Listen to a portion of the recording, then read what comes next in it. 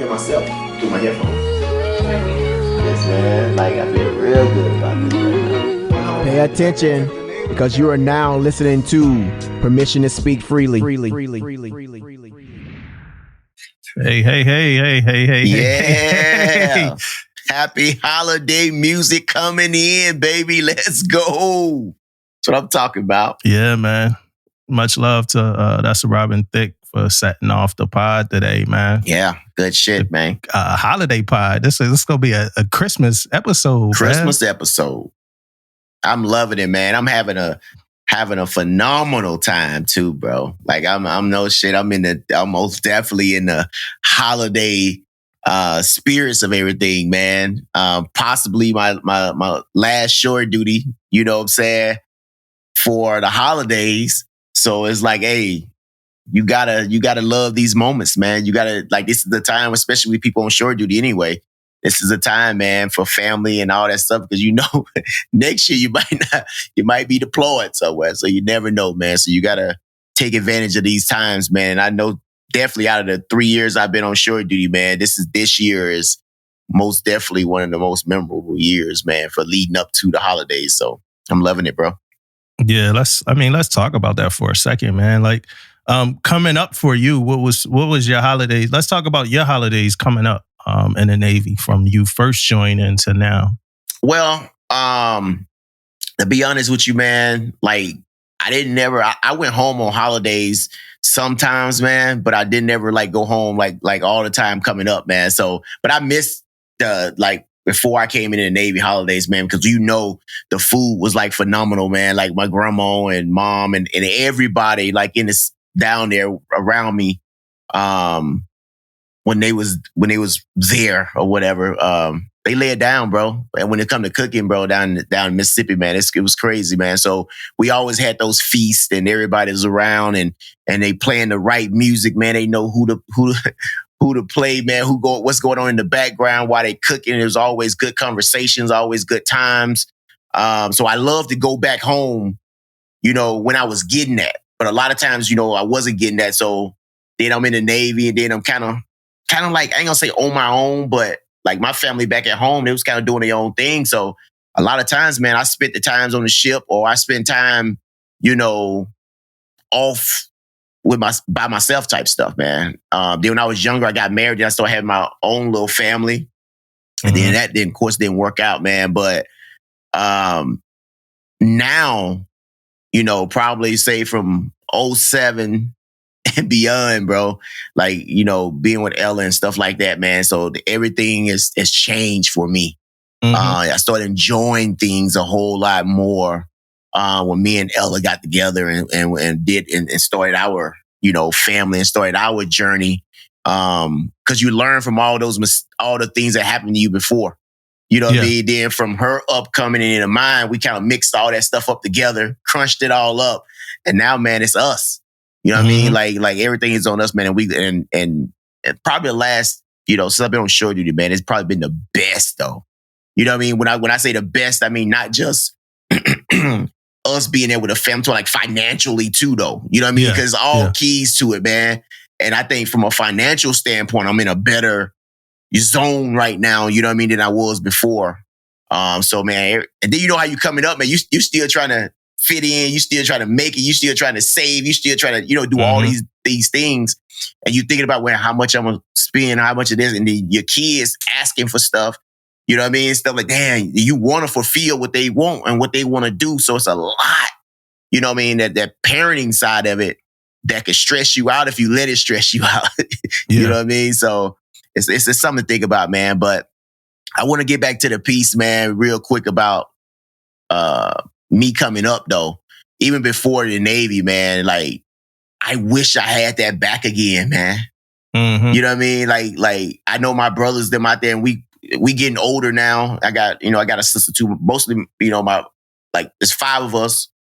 One sister, one of my brothers died when he was younger though, but we pretty close, like us. You know what I mean? And I'm kind of surprised, you know, it's 2023 and we haven't came up with like a plan, you know what I mean, to start getting together more.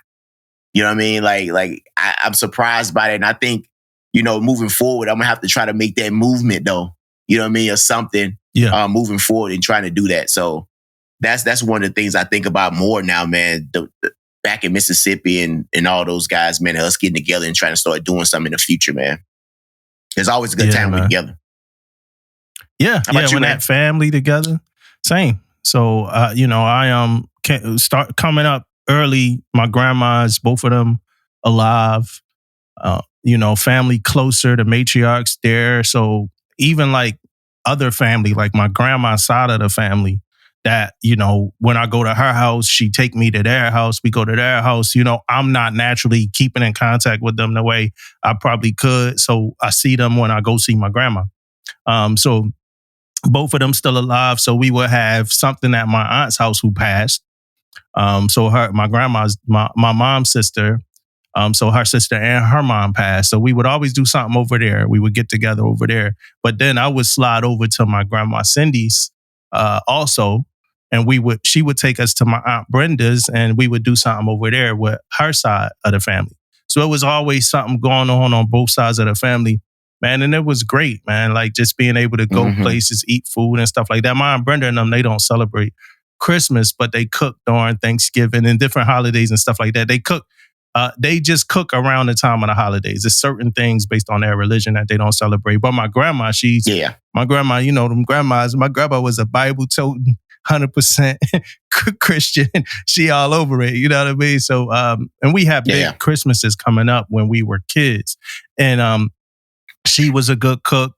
That was something she took pride in. I always wanted to go over her house and stuff like that. And for years, it happened for years. Then it was years of deployments, right? And I used to struggle with like not being around my family on deployment because I never wanted them to feel like it was my choice. Hey, like I just don't want to come, and then I even like sometimes I talk to my brother, he like, hey, when you wasn't around with the nephews, I held it down. And I was like, I wasn't around because I was on deployment, man. Like it wasn't like really something that I chose to do. And then like religions start changing. They start like saying they don't celebrate Christmas, but then they still want gifts on the holidays, stuff like that. Then, you get to that point now where you're able to juggle, not being home with being home, and you're able to kind of accept the fact that you're not always going to be home during the holidays. Sometimes you go back home and the same stuff happening and stuff like that. It's always a great time though. Whenever I link up with my friends, man, I got a good group of friends. So then, I meet my wife, and then our holidays start to kind of mesh together. I go see her family for stuff on the holidays. She come over to mine. And we do stuff like that. Like the same way I love my grandma, she loved my grandmas too. She was fortunate enough to like meet them. Our last holiday, we went over to my granddad's, and I interviewed them for like 3 days straight. I had like 6 to 8 hours worth of content with my granddad. I interviewed him, talked about his whole life from a kid to to where he was then. And I messed the hard drive, the cheap hard drive I got from the exchange broke. So I got to figure out a way to get all that, all that context, man. It's a lot of information in there. And it's something I like will want like my daughter, who we going to talk about at some point, to see one day. You know what I'm saying? Yeah. So what I will say is the same thing like you for the young sellers out there, man, who, you juggling different, you juggling again, like I was talking about earlier with like going home and hanging out and stuff like that. This is what I'm going to say. The times that you have with your family is priceless. You're not going to get it. If you ain't here for a 20, some people get out so they can have that time, right? If you ain't here for a 20-year career and you're not always going to be able to go see grandma every time she need help or something like that, appreciate these times, man. These times that you get to go home, spend with your family, take that time, because these people, they not here forever, and it's rough. It's sad, man. It's real sad. It hurts. Sometimes when you look back at like all the fun you had and stuff like that, and you miss it, you never get those times back. And for me, man, I'm gonna say times are changing where the matriarchs in our family, they left. They went, to heaven or wherever they went, and it's no matriarchs. Like nobody took the mantle, bro. Like nobody became the matriarch. So it's like you got to start your own traditions, man. Hey, bro, you just hit one then, bro. like who's the big mama? Yeah. Who's the person when you go down back home? Who you going to? Like man, that's so huge, man. Because every time I went home, my spot was my grandma's house. You know what I mean? My grandma gone now, man. Now, like my family is dispersed all over the freaking place now. You know what I mean? So now where we're getting together at, and I couldn't even name the last time we had like a our family reunion type deal, man. Like all that stuff. Like you right, man. And that's a conversation that I know I need to have. You know what I mean? Yeah. Like we know shit need to have that conversation with my family because you're right. But I have like one of my brothers they could be that. You know what I mean? I could be that, you know? Yeah. But I don't know, man, but that's a good conversation. You're right though, man. Like it's no one's there like bringing everybody in. You know, bro. like we got people that didn't try, but people's lives are so different now, man. And I think back then we cared so much, like the family, the grandmas, the great grandmas, and the uncles and everybody, man. They cared about bringing everybody together. Yeah. I don't know if we care now enough, and that goes back to time or time is changing. Yeah. And you know what I mean? Yeah, and we built enough equity with them, man. I mean, they built enough equity with us. That's what I mean to say. Like, for instance, like my grandmas, both my grandmas took care of everybody on their side of the family. Like at some point in time, like my dad's mom, for instance, at some point in time, every kid lived with her. Damn near every kid on her side of the family lived with her. Her son's kids, her daughter's kids, her cousin's kids, her sister's kids. So like, if grandma say, hey, I want everybody to come together for this, out of respect and the equity that she built with us, we all going to come. Hey, grandma want us here. And then even when you come, you know, some of y'all beefing. I remember I was at like a party one day and my cousin tried that, my other cousin up. And my cousin was like, yo, you know, I don't even mess with you like that, dog. You know? And they cousins, like these my cousins. He was like, yo, he owe. I'm like, what happened? He owe me money. I'm only here because it's family. Like, I don't even mess with this dude. You know, but grandma could control it. Grandma could say, hey, you know, I need all y'all to chill out. It's time to eat for the meal. However y'all feel, put that to the side. We gonna eat and stuff like that. I don't think there's nobody right now that could pull that many. It's and grandma was cool with it being unmanageable too, where it's like, me, I'm not. Like, so I'm saying something now, so now the vibe messed up. Grandma already know you got the one cousin that's gonna come late with the food. You got the one person that got this going on. And they wasn't judgmental. They didn't care. They just, hey, when they come, we eat. Now it's like, where they at? I'm gonna call them, get them, you know. So it's just a different vibe, man. They was holding our families together by strings, bro. Yeah. Hey, man, I will also, man, on top of that, man, like, who got those great stories, man? Like, hit us up with some good stories, man, about, you know, granddad, grandma, great grandma, whatever, man. We got some stories, man. That could be a whole nother pod on some of the stories, man, about my grandma, man. Because, man, I love that woman to death, man. She kind of held me down for a long time, man. And I love to hear some of you guys' great stories, man. Back in wherever you from, you know, the different cultures and how it's built. And on top of that, me and Damo talking about our experience in our lives right now on who's holding it down, who's going to hold it down. Do you guys got somebody that's holding it down? Let us know, man. I want to know that because it could just be me. Could just be them leggings. I don't know, man. But I just know we don't have anybody like right now, like you said, that's holding it down. Like in a way that we can go back and say, hey, somebody can just hit me up right now and say, hey, drop what you're doing on this day. We going doing this. And I don't think I don't have nobody like that right now, man. So nope. And like I said, just to reiterate one more time, cherish these times that you do have these people, man. They really not here. They really not here forever. They're really not here forever. Facts, bro. Yeah, Facts. we would be if we didn't talk about the other side of the holidays, we would be doing a disservice to somebody too. So the holidays ain't always, because of reasons like losing Big Mama, losing people like that. The holidays ain't always the greatest time for everybody. And 988 is a number you could call. It's a bunch of different resources, Fleet and Family and stuff like that. I just think we'd always be remiss if we don't bring that up as well, man. Yeah. You know what I'm saying? It's a rough time for some people. You know, I think it is, man. It was some rough time.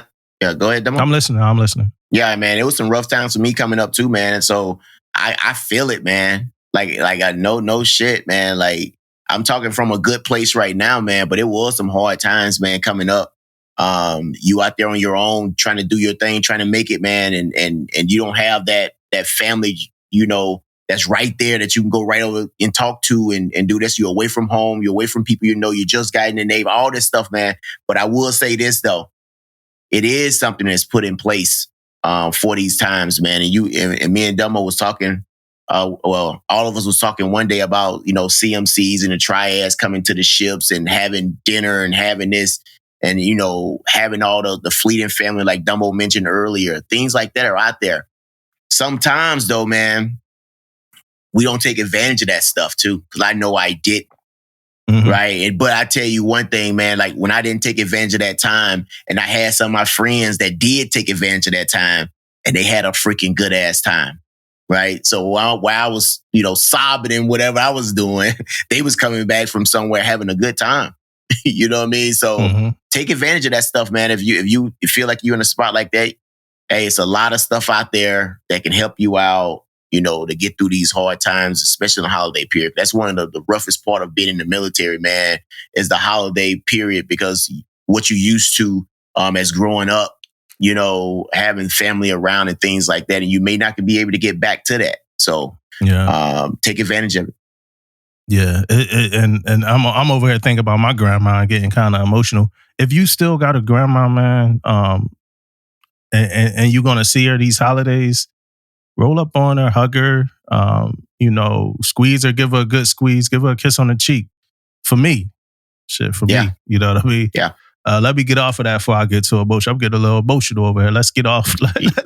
Yeah, man. Grandma's, man. Grandma's real. I'm telling you, boy, my grandma, man, is that woman, boy. And I remember, like you know, you talk about hug her and things like that, man.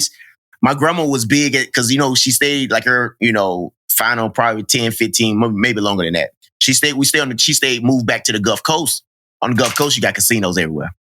And she used to love to go to the casino, man. And she used to get in that on them penny machines. I think she just go just to enjoy herself. You know what I mean? Not necessarily win. This woman win $20. She thinks she done won something. You know what I mean? Like she go in the penny machine. She pulling that thing. Yeah, I won $27 tonight. I'm thinking about $27. What $27 gonna do? But she's happy. So anytime I go there, man, like if she just sitting on the couch and ain't doing nothing, I throw a little something, and instantly eyes light up. Instantly she knows she going to the casino that night. You know what I mean? Like that was her thing, man. Call her little girlfriends up. You know what I mean? They finna hit the casino, man. But that lights me up. You know what I mean? Just that little bit right there. She was happy. She was doing things that she liked to do. You know what I mean? And she was trying to, and bro, I got stories for days about my girl, man. I remember like, look, man, 90 years old, she's still trying to drive. They pretty much had to take the keys from this woman, man. She was still like that trying to get it, bro.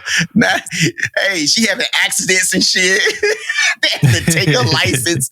She all out there trying to get it, man. But I love that woman to death, man. Good gracious. Yeah, bro. My grandma, she used to be the food police at the at the event. She clocking who getting plates, who leaving with plates. But thing with her was she was leaving with a plate. That's why, so she tried to make sure nobody. But grandma already have her cake and stuff before people even start, getting plates. Yeah. She'll say something to you like, "Oh, you getting another plate?" Like your grandma, chill out, man. But grandma made sure grandma always left with something, yo. Hey, man, I remember my grandma, man. Like another thing she should do, man. She used to have a juke joint back in the day, man. And if you was like skinny or whatever, man, she felt like you wasn't healthy, right? Yeah. She if you come around and you kind of like heavy set and built a little bit, she's like, "Oh man, that boy look good. That girl look good right there." Like she want to feed. Like she was always want to feed. She like, man, she was one of them things, man. She want to cook. I got some food. You looking skinny. You got some food back. You know what I mean? She was always trying to, feed people, man. And yeah, man, it was fun times, man. Yeah, man. Shout out to the grandmas, man.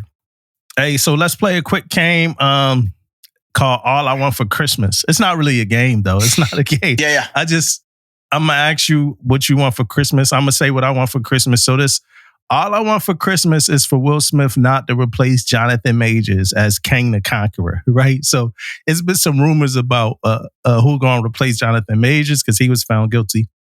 And Will Smith's name got thrown in a hat. And I just don't want it to be Will, man.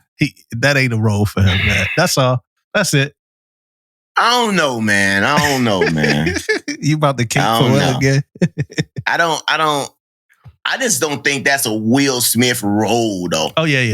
Not in me like disliking Will and all this stuff. I just don't think.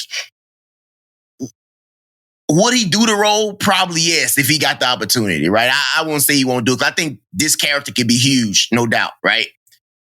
But I just don't think that's a way. I think it's a lot more. I think it's people out there that can do that role a lot more. You know what I mean? Do great things with that role besides Will Smith. I just don't think it's a good role for him. Yeah, so I'm with you with that, man. I like Will Smith. You guys know I like Will Smith, but I don't think that's his role. I don't even think Jonathan Majors could really be replaced from what he started with that role. Like the things he did already. I don't think like you could really because the face, the look, he didn't play like in Marvel alone. He played to me 2 to 3 to 4 different characters just in Marvel alone. Yeah. So because I think he didn't play Kang, I think he played Victor Timely now on Loki. Then he played the other character on Loki, He Who Remains. So he didn't play like 3 characters. I didn't watch the Ant-Man movie, so I don't know about the final scene and nothing like that. But I know he played a bunch of like. I think they're gonna replace him as they probably should. But it might be a little hard. Yeah, it's gonna most definitely be hard to find somebody to replace him. And the other thing about it is too, man, like his mannerisms though, and playing those roles, man, that's what's hard to replace. You know what I mean? And yeah, it's gonna be tough, man. Yeah, to me, man, I ain't gonna like. All I want for Christmas is some orders, bro. That's all I want, bro. Can I get some orders somewhere, man? Can somebody call me and give me the yes, man, for some orders, man? That's all I want, man. I don't ask for much. Just give me some orders. Let me find out what I'm finna do, next. I'm pumped to do it. I don't care what it is. I'm motivated, pumped up, ready to do whatever. I just need some orders, man. I'll let you boy. Yeah. You know what I mean? All I want for Christmas, man. So Damon want orders, and I don't want Will Smith to be this Kane character, right? So that's where we are with it. Hey, for the listeners, I'm gonna run down where we are right now with this episode and with life and how things going on. I'm potting in my pajamas, y'all. I got my pajamas. I'm not wearing. For the people that's watching on YouTube, this is not a holiday shirt because it's Christmas. These are my pajamas. Like this is what I sleep in, right? I got pajama pants on. I got a camp hat, of course, right? Shout out to camp, but. This is really, I'm in my PJs, man. I got a little baby upstairs and stuff like that. I've been on baby duty and stuff like that. We just wanted to make sure we got out here and we did a pod. We got a bunch of topics. I don't know if we were sure if Tish was going to be here or not. Shout out to Tish. She got her boys. She went and got her boys for the holidays. It's been a couple months since she saw them. But later than she said on the pod, because she did kind of come back like, hey, no, I saw them in August, because I think she said like June or July on the episode we asked her. She said, I saw them in August, almost forgot. So she probably somewhere doing something with the boys. So definitely show her some love when y'all get a chance. But we got a bunch of topics. Some of them might have been Tisha's, so we probably going to skip them. But we're going to talk about some stuff. We're going to get out of here and let y'all enjoy y'all Christmas. If anybody is listening today on Christmas Day, we love you. We love you. Definitely. We definitely love you. So most definitely, man. Let's start off talking about movies, man. So on Christmas, it's a movie coming out. Well, today it's a movie out, The Color Purple, right? Mm-hmm. The new Color Purple. This was going to be a question for Tish, but I mean, you're here. Did you have any interest in watching this movie? Did you have any interest in watching this movie? I'm gonna be honest with you, man, and Ella gonna hear this, right? I don't really care for The Color Purple, right? But Ella loves The Color Purple. She been to the play. She been to all this stuff. She love it. She know all the names of everybody on there. So I know I'm going to watch it. Right. So now with that being, and I'm not going to say that to her, how I feel about The Color Purple. But yeah, she'll hear it. I will be there in the theater watching Color Purple. I can pretty much guarantee you that. Now, with that also being said, man, like I do love the singing and all that stuff in those movies, though. So I'm interested though in it. I'm interested in it. If I'm telling you right now, if I was going out my way, and it's something that if I had to choose, I probably wouldn't be going. But it's Ella going, I'm going. So it's a done deal. Yeah. And then I'll be ready, man. I'm gonna give you guys a little review of what I think about it, man, when I watch it too, man. So get ready for that, man. I'm gonna let you guys know what I really think about it because it's hard, man. It's hard to that movie was like huge back in the day. Color Purple's huge. And now we talking about doing it again. So I am very interested in seeing how, and I might even watch the old one before I go into the new one. You know, just to get that feel. You know, it's been a while since I watched the old one. So I might just get that feel back and see, okay, what they got to offer on this new one because they got to bring it, man. You know what I mean? It's some actors in that first one, bro. Legendary. It's some legendary actors and actresses in that first one. It ain't just actors. It's directed by Steven Spielberg, man. You know, the first Color Purple is directed by Spielberg. Yeah. So I don't. Yeah. I'm glad they doing like the full musical. Hey, look, hold up, Damo. Yeah. Hey, let me say something real quick. Who all knew that? You know what I mean? I didn't even know that Spielberg directed. I did not know that. Yeah. I did not know that he directed it. That's crazy. So you're right, man. Yeah, and he produced the this new one. So I'm glad he's on board somewhere. Him and Oprah produced this new one, so that kind of helped the validity of it to me. I'm glad they gone like full musical. I don't really remember the old Color Purple, the movie. I'm not sure if it was a musical or not. I don't think it was a musical though. I don't remember the Color Purple being a musical movie. I know the play was and stuff like that, but the movie was based off the play. I'm gonna probably sit and watch Color Purple again too. It's been a long time. I've seen it as a kid, but it's been a very long time for me. Don't take my black card away. I know somebody been waiting to take my black card away for a long time, right? Don't let the Color Purple be the reason why you take my black card away, right? And plus it was directed by Steven Spielberg, so boom. Don't do it. But yeah, so I want to see that. I don't know when I'm gonna go see it. We kind of busy.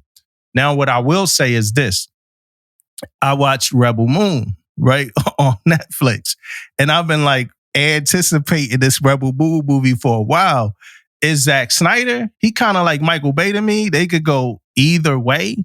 It could be a good movie, an acceptable movie, or it could be a movie that's just all style and no substance. Rebel Moon to me was all style and zero substance. I mean, to the point that like most of the parts I saw in the previews that looked like they was like exciting parts were like flashbacks. When you watch the movie, it's like flashback. Like this wasn't even happening in the movie. It was like a flashback or a dream sequence or something like that. And it like I think the movie started out like kind of decent, like kind of like Inglorious Bad. It's like these outer space Nazis or whatever like that. And then like it's like this Inglorious Bastard style scene. And then like it just like from then on the whole movie tanked. Like it's like this like assembly movie, like where they trying to get, like we've seen this before, like in heist movies like Ocean's 11 and stuff like that. And even in the Justice League, another Zack Snyder movie where you trying to assemble a group of people so you could do something. And that's what this was. But apparently this movie's super chopped. It's a director's cut that's a whole lot longer, but it just felt chopped, man. Everything just seemed like shortened and all over the place and just stupid. Like it was a bad movie. I never got engaged. And this, I ain't even mean to be doing a whole movie review, but I never got engaged or cared about none of the characters. Like not one of them. It was like, outside of us trying to, take care of the baby at the same time and stuff like that, because she might have woke up during a movie. But I started doing things like around the house, like let me go do the dishes, let me do this, let me do that.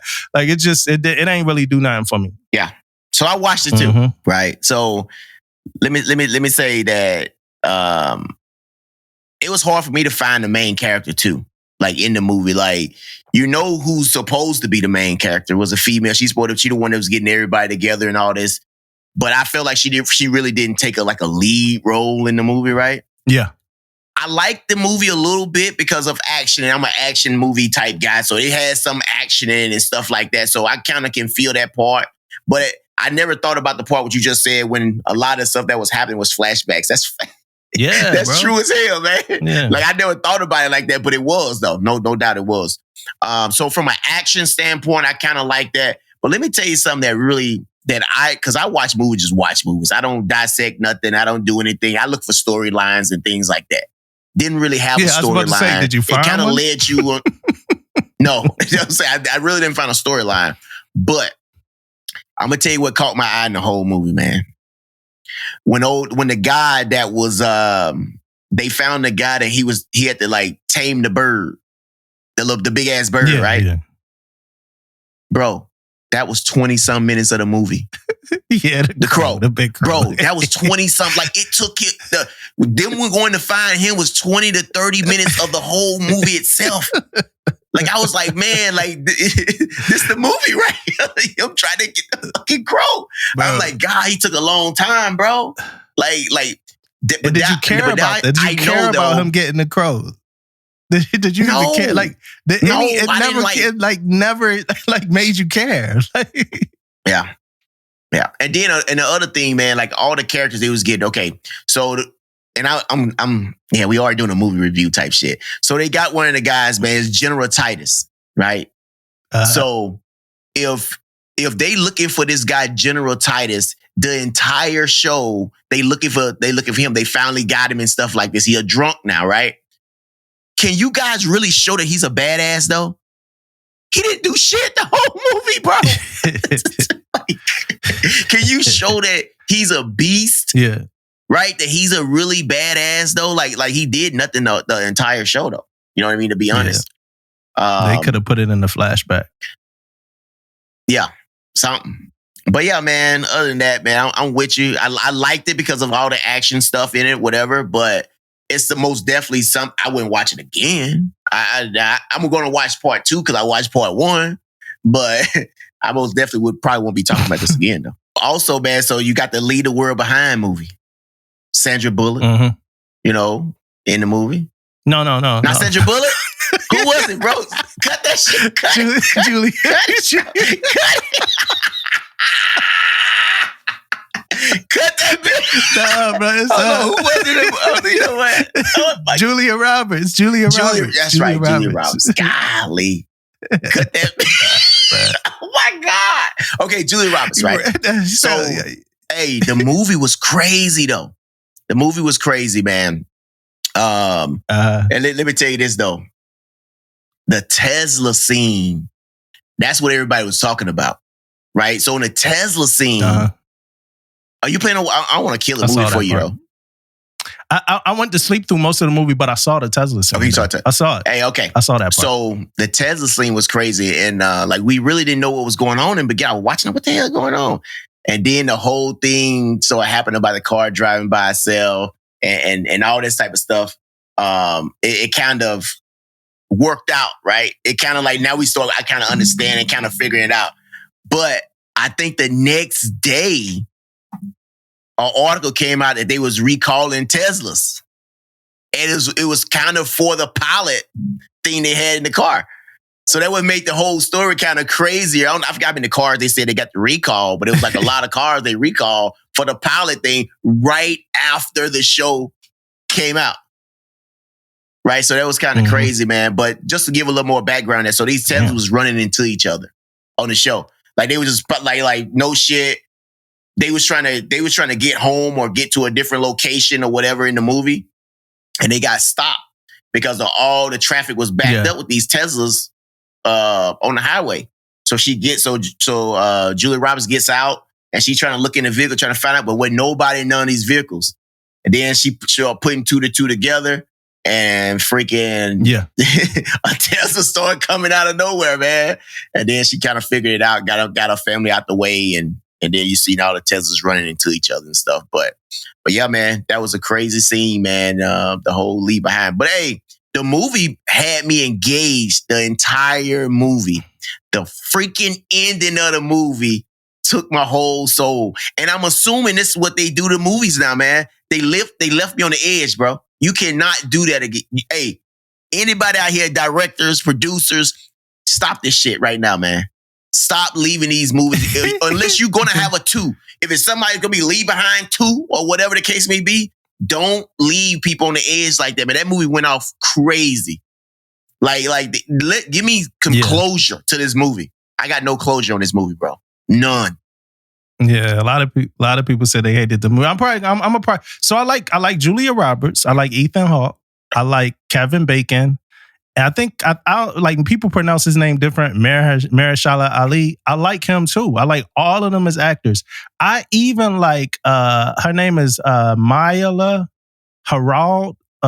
She plays in this show called Industry. She was the dude's daughter, the light skin young woman.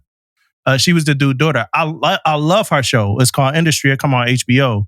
Her name Harper. Yo, if you get a chance and like watch Industry, it's a dope show. So me and my wife even like her. So like mostly anything she playing, I watch it. I watch it too. So I definitely want to watch it. I tried to watch it twice already and fell asleep both times. Had nothing to do with the movie. Just I was tired. Yeah. You know what I'm saying? I was tired at the time. But definitely, I can't wait to sit down and actually watch. I heard it was good, you know, but I heard it went off like it's crazy. Just but I got one thing to say that I didn't like. One thing was Kevin Bacon role, bro. Kevin Bacon killed it, but they gave him a limited role, bro. That's the only thing. Yeah. That's the only part, man. Kevin Bacon killed the part he played. That's Kevin Bacon for you, man. He killed it, bro. Bacon, but they only gave him a limited little spot on there, man. It was crazy, but it was good. And you know, Kevin Bacon good at being an asshole too. Yeah, Kevin Bacon can be like, he perfect. You know what I'm saying? Kevin Bacon is perfect. Another wholesome thing that happened this, you know, so it's hip hop. We talked about it being hip hop 50th anniversary. So another very wholesome moment, especially for like during the holidays and stuff, was that Tiny Desk, the Scarface Tiny Desk, right? That was dope. Yeah. Hey, it's fire. So I listened to some of it. I didn't see the whole thing, so I listened to it, man. Bro, man, we need that, bro. Like hip hop needs that, and I hope this will start to something bigger, man. Like for other legends or other good artists can go in there and do what he did, man. He going through this old song. And then you learn some about Scarface that I didn't know. I didn't know he was on them instruments like that. You know what I mean? He had the guitar come in, man. He started hitting. I was like, oh, shit. You know what I mean? Like, then he had all these people in there, like in the back. Man, that shit was, I like that, man. I really like that. But I also just like, I'm a big Scarface fan. I kind of grew up on that. You know what I mean? I grew up on the Scarface. You know what I mean? Yeah. Side of the house, man, when he was doing this thing, along with all those guys in the South back in that time, man. But Scarface is legendary, man. And I will say this, I think hip hop and whoever in charge of that Tiny Desk, the whole calling it a Tiny Desk and doing all this, man, you about to make some money, man. I don't know who came up with this little concept and all that stuff, but I think if they use it the right way, this could become a big thing, man, because we got a lot of artists like Scarface out there, and to the newer generation that's coming up, they probably never heard or listened to Scarface like that. But you got these kids now, man. They up on their shit. Though. Don't get it twisted. I'm not saying they not up on old school, you know, hip hop, but Scarface is legendary, man. Scarface a GOAT. He one of the best, man. Scarface is a top. I mean, for some people, he in a top 5. He a top 20 MC, 100%. One of the best careers, some of the best projects. It's Face, man. Like Face Mob, Tiny Desk. Did you see the Juvenile on Tiny Desk? I didn't see Juvenile's yet. I didn't even see. This is the thing. It's good. I know Juvenile was doing something. Yeah, but I didn't know really what he was doing. You know what I mean? I've seen a couple of clips about it, but I feel like Scarface was a little bit more. Yeah, he got one. Tiny, that's been around for a while. It's been around for a while. Oh, see, I didn't even know that. Like, see, I didn't even know that. Okay, Tiny, that's been it's been around. But Scarface, I mean, he restores that feeling like every time you hear him. He made some of the best album, one of my favorite albums ever. The Fix is a Scarface album. It's one of my favorite albums. Now, the thing that I realized listening to the Scarface was, hey, and for the listeners, for the Navy, we got some Navy topics too. We're going to get in some Navy stuff too. The thing that I realized listening to the Face was I feel like we losing substance, man, in hip hop. Like, it ain't a lot of substance in the music anymore, man. I've been listening to a lot of Tupac recently too. And Tupac had a lot of substance. Like, he had songs about every single thing. It wasn't just like one topic or something like that. And just listening to Face and you hearing him talk about death, like the entire transition period of somebody, and then he get into the emotions, like never seen a man cry till I seen a man die. Like, he getting into the the influx of the voice and all that stuff while still saying something that makes sense. And not as focused on a rhyme as he is one of the best rappers ever, but not as focused on a rhyme as he is focused on a story, the message, the context, the delivery, all of that stuff. Like, we losing that, man. Yeah. We losing it. Yeah, I agree. And Andre 3000, he just recently, he said something like, hey, I'm like 40 something.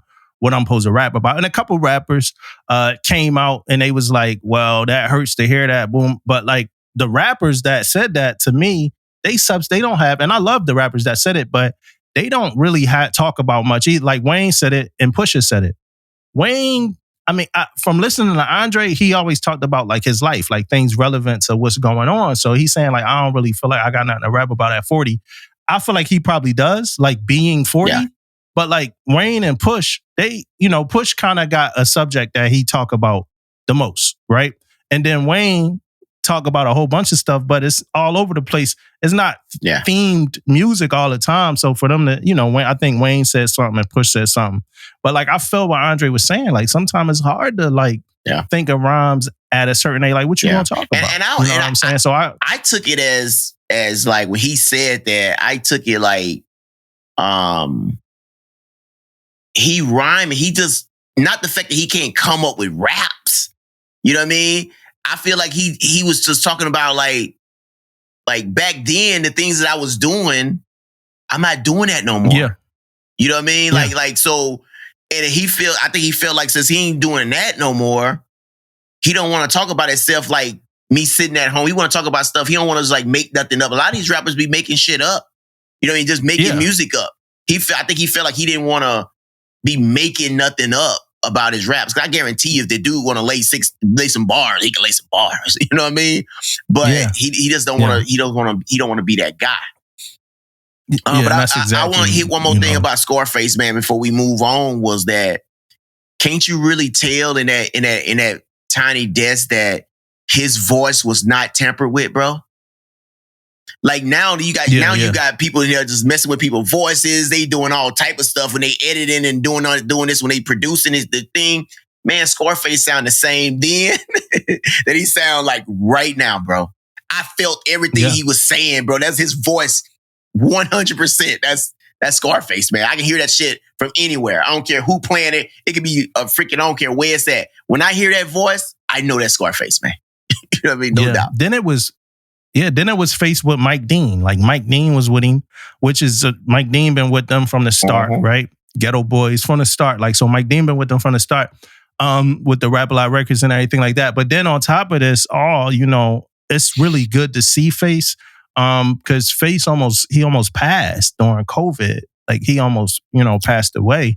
And I was 100% paying attention to that story too. For the listeners, if you don't know, I'm 100% a hip hop baby, like 100, like 1,000, no doubt. So we caught up with all of that stuff. So it is good to like talk about some of that stuff. All right, let's talk some military stuff real quick. So we put out a little clip about stolen valor before, right? And somebody in one of our comments, they said, "Why do people lie about stolen valor?" Right? They wanted to know why people lied about stolen valor. And for the listeners, if you don't know, stolen valor is like when people just wear some military shit and they not in the military. Like, they might wear, or I think it could also be military people wearing ribbons that's not there, like that they didn't earn and stuff like that. but it's also for like civilians just having uniforms on with like Timbs, getting caught with the Timbs with the uniform on a bus and stuff like that. So somebody asks why people lie about stolen valor. I'm a precursor to this conversation with this. Everything you're about to hear is just our opinion, I think, on why people lie about stolen valor. David, what's your thoughts on why people lie about stolen valor? I mean, it's human, man. It's a human thing. We always doing something that's kind of trying to blow ourselves up. And I'm gonna give you an example. Some people go out there and have a lot of jewelry on their neck and probably got $10, $20 in their bank account. Right? We trying to make ourselves bigger than what we are. Right? For some reason, I don't know. So now I got all these ribbons on. If you got the ribbons on, automatically you should have some clout. If you got some stripes on, you may have a little bit more clout. You know what I mean? Or whatever the case may be. So I think people do it for that. Why they do it is a whole nother thing. I don't know. Because you don't have to. Because if you stay in long enough, you're probably going to get there. Right?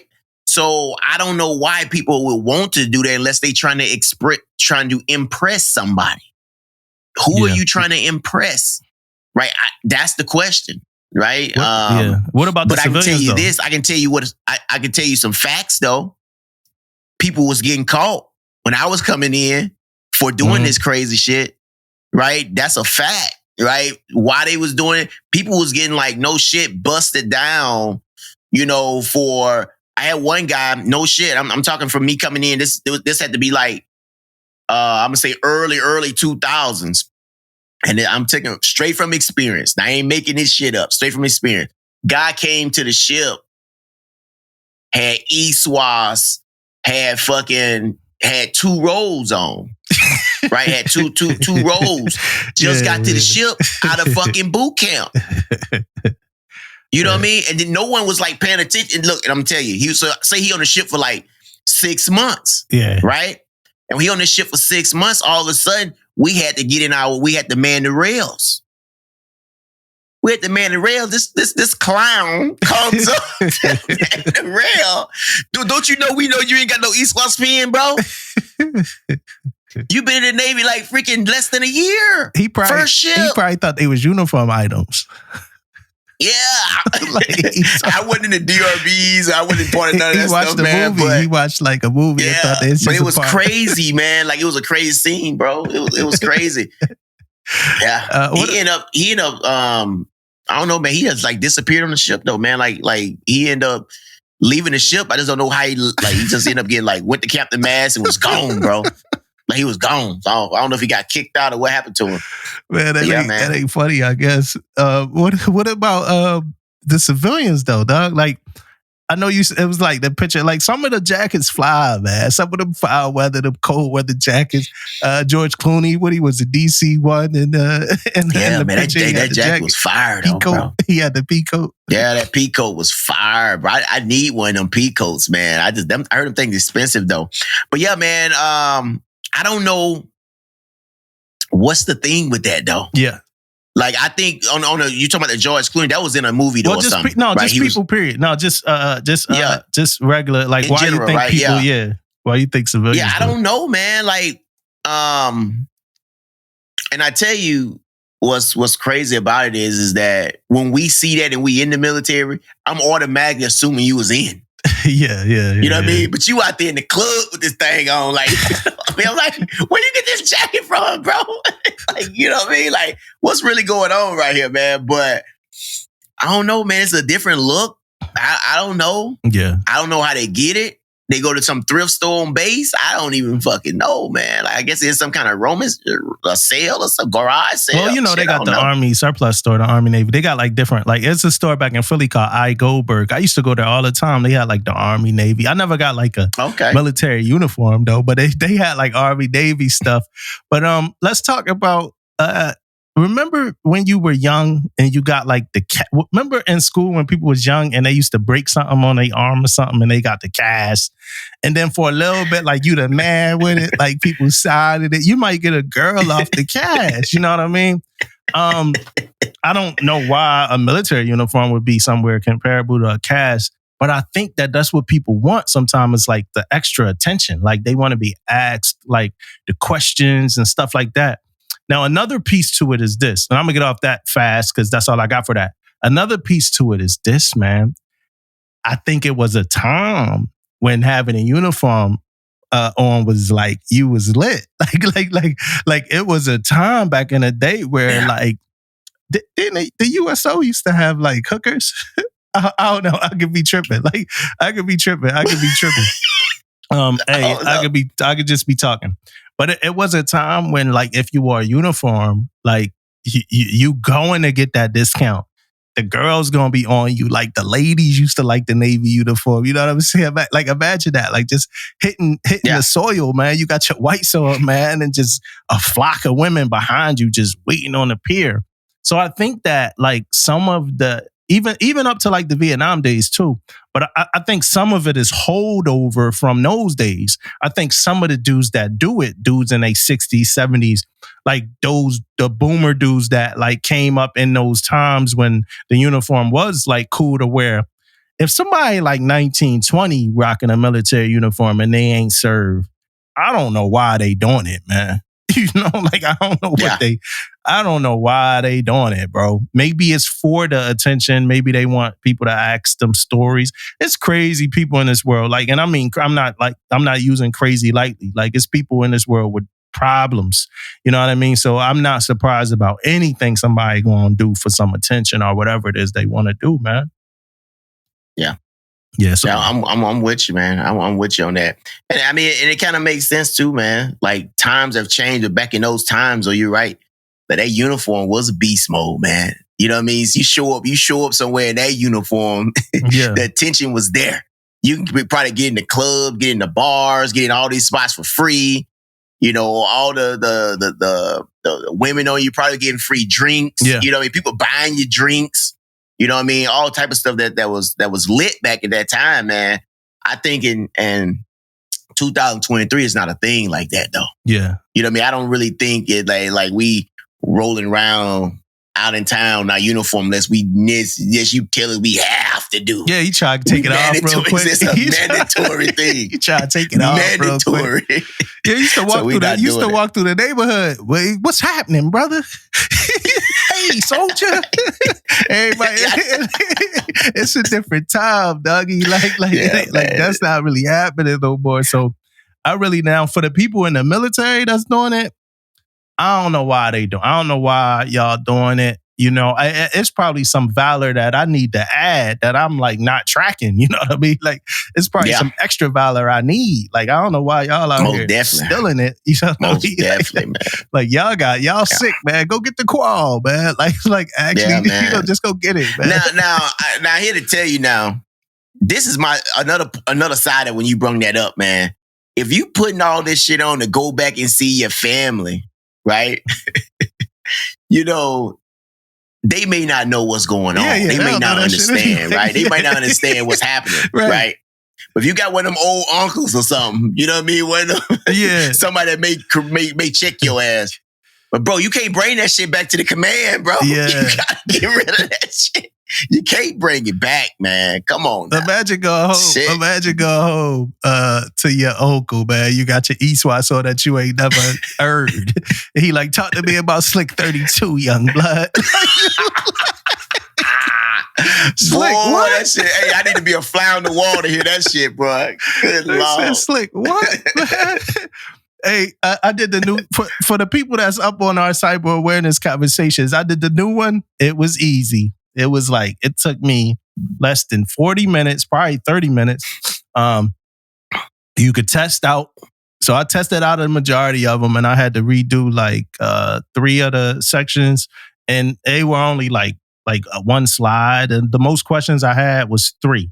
For the other 2 sections, it was 1 question. So it was like 1 section, 1 question, another section, 1 question, and then the last section was 3 questions. And they not questions, they like exercises, and then you answer the question at the end of the exercise. So this cyber awareness, I feel like it's my pride. You know, I came from the last cyber awareness. I said it was hard. I want y'all to know I beasted this new cyber awareness. This was easy. You know what I mean? Yeah. This was good easy. shit, man. I ain't done mine yet, man. I've been getting hit up to do it. I said, you know what? I'm gonna do it on this little stand down period, man. I'm gonna go ahead and knock that thing out. Mm-hmm. But they motherfuckers be over me. I'm like, man, I ain't got time. I'm trying to go home, man. I'm gonna get it done. You gotta do it. If Tish was here, she was ready to check some of y'all about how y'all treated me about this Beyonce thing. Tish was gonna check some of y'all, so I can't wait till that happens again. But yeah, me either, Tish had smoke for the ladies. She actually got at somebody hard too on YouTube who said, I hate women. The lady said he hates women. Tish got at her bad, you know what I mean? So, yeah. But she has some smoke for people that just drew that opinion, you know, especially coming off of just me asking a question. Like I ain't even giving an opinion. Yeah. It was a question. Tish had smoke. Yeah, man, that was kind of crazy, kind of out of control a little bit, man. But we do this podcast thing, man, and we kind of know, like, you know, some people be out there trolling and doing crazy stuff, just trying to come at us, you know what I mean, all sideways sometimes. But I think that was a little too far for me, though. You know what I mean? Like for me, I know you, I know for you, but for me, I'm like, man, we got wives, we got daughters. Yeah. You know what I mean? You'll say we hate women. I say you hate women. To draw that conclusion, Tish said that Beyonce's work ethic is unmatched. And unmatched, right? And I asked, against who? It could have been against anybody. I was asking her against who? And then I threw a couple examples of names like people I know that got strong work ethics. That are known for having strong work ethics. She could have been like, no, I'm not talking about them. I'm talking about against other singers. I think talk about, you know, because it could have went a different way. Now, if I would have only threw women out there, I would have been hit with the, so you only going to compare her to women. You don't think she could compare to men. Yeah, you going to get it either way. It's a lose in that regard. But I'm going to shut up. I'm going to let Tish talk about it whenever Tish talk about it. What I want to talk about now, this was our wrong segment of the pod, right? Which is not a segment, but it's a segment for right now, right? So, yo, bro. So we got duty section turnover, right? A seller walks up to me, man, third class. He said, "Hey, senior, you know he's on duty. We on duty. We just took the duty." He said, "Senior, can I leave the ship? And can I go off ship later? I gotta go back to my place." I'm like, for what, man? You know, and for the most part, and they had just got finished talking about if anybody, like how people is like chiefs going up for leaving the ship and all this, like people leaving the ship stuff. Now you could leave the ship. All I gotta do is get in contact with the CDO and like work it out. Normally people leave the ship to go on food runs because we don't have a galley right now, right? So Seller said, "Can I leave the ship, senior?" And I said, I'm like, well, what you got it? Like, what's going on? Like, and he said, this is what he said, Damon. He said, "I got to get my water bottle." And I said, like, I ain't say that for like 40 seconds, bro. I ain't say shit for like, because it's like, this a lose for me. You know what I mean? Like this the world. It's funny because Amari Ponciano had wrote something about dealing with a seller. Like, I wish I would have like took the thing he wrote on Facebook. But this the world we in, man.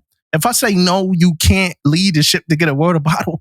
You know what I'm saying? So I'm paused for like 40 seconds because I'm trying to figure out like the words. You know what I mean? I'm like, all right, let me figure out the words for him. Like, you know, and in my head, I'm like, why the fuck is he asking me this shit? You know what I mean? Like, what's going on here? So that's what I said. This is the first thing that came out of my mouth. I said, what's so important about this water bottle, man? Then he was like, it's the only water bottle. No, he was like, it's like, I need it when I'm standing watch, the water bottle. We don't have cups. Something he was saying, like, we don't got something on the ship, so I can't get water, you know, so I need it throughout the day, right? So I told him, I was like, so I'm not the only EDO, and I'm not even qualified. So I said, yo, go ask Ian One, man. And I knew Ian One was, I figured it'd be funny for Ian One too to hear, man. So I said, yo, go ask Ian One, dog. You know what I mean? So later on, right, at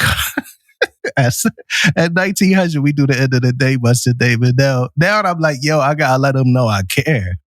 So I said, hey, what happened? What happened with the water bottle, man? Hey, for the young listeners, if I'm wrong, y'all, let me know, man. If I'm wrong, y'all tell me, man. You know, and I'm sorry if I'm wrong, y'all. I said, what happened with the water bottle, man? He said, I just never, I ain't drink water all day. You know what I mean?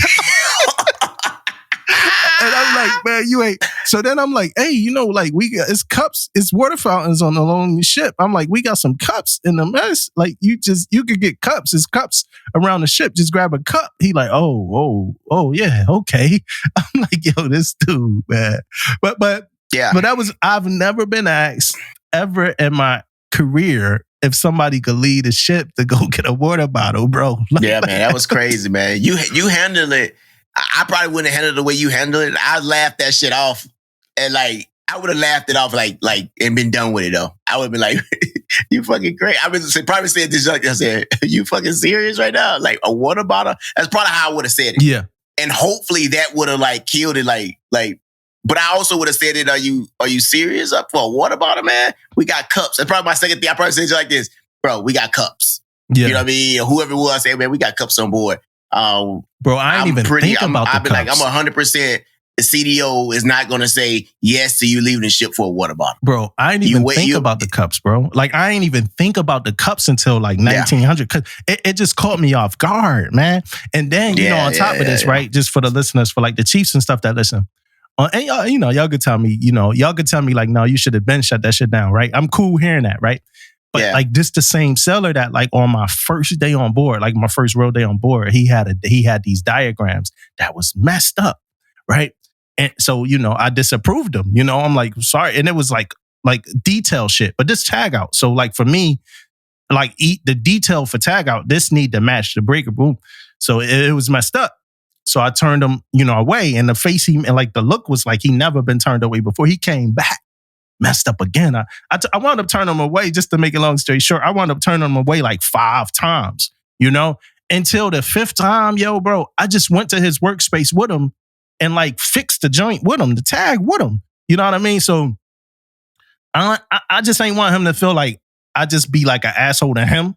Or, you know, even though like just to be, even though turning them away for the tags is not an asshole, and telling somebody they can't lead a shit for a water bottle is not an asshole either. But I just think like, you know, I think that I'm not the only one that might juggle with like these type of thoughts nowadays.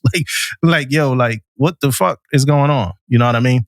But if worse come to worse, I would have like, you know, been like, nah, man, you can't leave shit to get no damn water bottle. I just want anyone to hear it so I could like ask him about it later. Like, yo, what happened? Did he ask? That'd be funny. I don't even think he asked him. Well, he probably knew. He probably knew, like, yo, see it. He probably thought he was gonna get you, bro. He thought he was gonna get you. Yeah. And he had one a little bit more to the point. Like, and want to probably been like, no, man, like you can't. Yeah, get out of here, fool. I be watching people get shot. I be watching everyone shut people down. You know what I mean? I go up to him later. I be like, yo, what you telling me? Well, he's like, nah, like they can't do it or they can't. You know, for the most part, we on the same page. But like sometimes he like straight to it. You know what I mean? Yeah. Shout out to him too, because he listens to the pod all the time. Army Navy game. Yeah, I'm not. I'm not into the Army Navy game, man. You ain't put that topic. That's a Tish topic. That's Tish topic. Did I put that? Hey, the Navy lost, yo. The Navy lost. We fired our coach a couple years ago. We lost, man. We we need to win the game. Dog. I'm not gonna keep supporting y'all in our Instagram stories if we ain't winning no game, y'all. Like it's people mad at us. People mad at y'all, yo. Hey, we want to bring up the Army Navy game. We want to talk about it, but I don't think we're gonna talk about it no more until y'all get a W. We can't be on here talking about on our pod talking about, you know, the losing team. You know what I mean? Like they fought hard, but I don't want to say no buts. Yeah, you know what I mean? Go out there, put some people on the field. You know what I mean, and win the damn game. Shit. Did they fight hard? hard? all my old COs and my divos and everybody up there with their little signs up, you know, go Navy, beat Army, and then we get our ass whooped. You know what I mean? Come on now. We only scored in the fourth quarter, man. We only scored in the fourth quarter. Like it was 0 points, 3 quarters straight, man. Yeah, hey, so not much on Army Navy game. Go get some W's, man. Get some wins. Yeah, get some W's. That's all we want, man. They need a pep talk. They need like some war heroes, some heroes of the week to come over there and like talk to them. You know what I mean? Like they need a pep talk, man, because we ain't. It's been a minute now. It's been a couple games now we lost, right? I know we lost last year, right? Did we lose? Yeah, man. We most definitely didn't win a whole lot of games this year, man. I don't know the record no, exactly, but we was getting They 5-7 this year. But I'm talking about just to the Army, though. Just to the Army. Oh, yeah. Yeah. We losing, man. They got their ass whooped pretty good, man. Hey, you know, we just want to talk about some good stuff when it comes to the game, though, man. Like Damo, like we hit up on sports every now and then. And we'll love to talk more when you guys get those W's, man. Yeah. You know what I mean? We just can't do it right now, man. Especially the Army. I don't care if you go 1-12, 1-11. But you need to beat the Army, need to be that one. The Army needs to be that one. Right? I might not talk about you but one game out of the season, but I want the game to be the one that you beat the damn Army in, man. What you laughing at, Damo? Yeah, the way I'm saying Army? Yeah. Well, Boosie say, come on, man. Come on, dog. Y'all got to get this W. What happened to E9 Fit, man? Hey, I know what happened to E9 Fit. What happened to E9 Fit? What should have happened a long goddamn time ago, right? We should have got rid of that shit, man. It was never working as designed for me. Now I say this, I'm talking from my experience. Yeah. It was never working. Every time we had, like when it's NAV Fit, they send out these little things. Oh, this is how you do it. This is what you do. Blah, blah, blah, blah, blah, right? All that stuff. Guess what ended up happening? Shit didn't work. We end up sending fucking all our Word docs to admin, and admin end up putting all that shit in. Yeah. Yeah, that's what everybody That's do. what ended up happening. Then we go back in there and try to e-sign it, and guess what? That didn't even work. You know what I'm saying? Like, every freaking time it was something with this eNav Fit, right? I'm not saying that Nav Fit 98 was the best in the world either. Yeah. But it's damn sure got the job done better than this damn eNav Fit. I can promise you that shit. I knew. Nav Fit 98 I know this. But look, Damo, I'm going to say this too, though. The thought process of it, I like. You know what I mean? Like, you go in there, you do your thing, it goes to the next person, blah, blah, blah, blah, blah. I got that concept. But it ain't working. It's not working like that. You know what I mean? Like I don't know how many hundreds of thousands of dollars we spent on this shit, but we should have been spending that shit on something else. Yeah. Because eNav Fit ain't it. eNav. I look at eNav Fit like Oz, dog, from the Wizard of Oz, man. Remember they went through all that trouble? Yeah, they went through all that trouble, man. That long ass yellow brick road almost died to go up there. He was in fraud. He wasn't even a wizard, man. He was a hack. Oh, yeah, my God. Like, that's how I be looking at some of these inventions that we be just throwing out sometimes. Like, the Navy just like, what fun fruit roll-ups will we roll out? Like, just what's next, man? Let's give them eNav Fit. Hey, it'd be like, do. I present eNav Fit. You can do this, you can do this, you can do this, you can do this. And then when you actually start messing with it, it's trash. It sucks. Trash, bro. Trash. And to all you freaking CMCs and all, like, hey, on my ass all the time about fucking these evals, right? Yeah. Put this shit in eNav Fit. eNav Fit don't work, motherfucker. eNav Fit is trash, right? I'm telling you right now, eNav Fit is trash. Get off my ass with fucking eNav Fit. People thought that they was like living large too. Like, nah, you like, yo, I'm doing that for 98. Nah, put it in eNav Fit, man. Put it right in eNav Fit. I'm gonna get to it. Put it in there. Boom. I knew eNav Fit was gonna be some problems because eNav Fit only work with who you got like in your lineup, right? So it's like somebody like, hey, senior, can you look at my eval?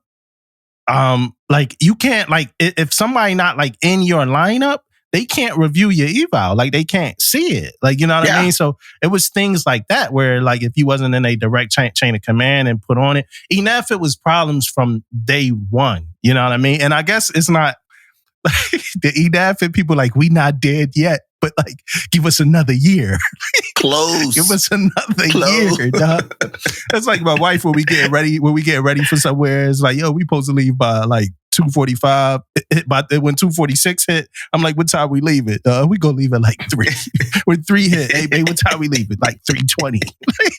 Yo, eat that fit. It ain't ready, yo. Let that shit cook. Man. Let it simmer for a little bit. You know what's really funny, man? And I ain't gonna be on y'all CMCs about this too much, man. But it gave me satisfaction when we was asking for these evals all the time, man. Like asking for them. And then I see you there when I'm going home and I look over there and see you with those Word docs and those printed out evals. I want to say, why you working on it like that? Why you working on eating that? Why you ain't eating that fit? I want to say that so bad, man. Eating that fit. Why you use that damn eating that fit right now, man? Shit. Eating that fit does not work. Yeah, it's trash though. Trash. Hey, let's do a couple. I know we gonna talk about me having a baby, right? Yeah. I'm gonna ask you a question real quick. Well, matter of fact, let me do this. I'm gonna play something. It's from hey, for the listeners, look, I'm about to play a clip, right?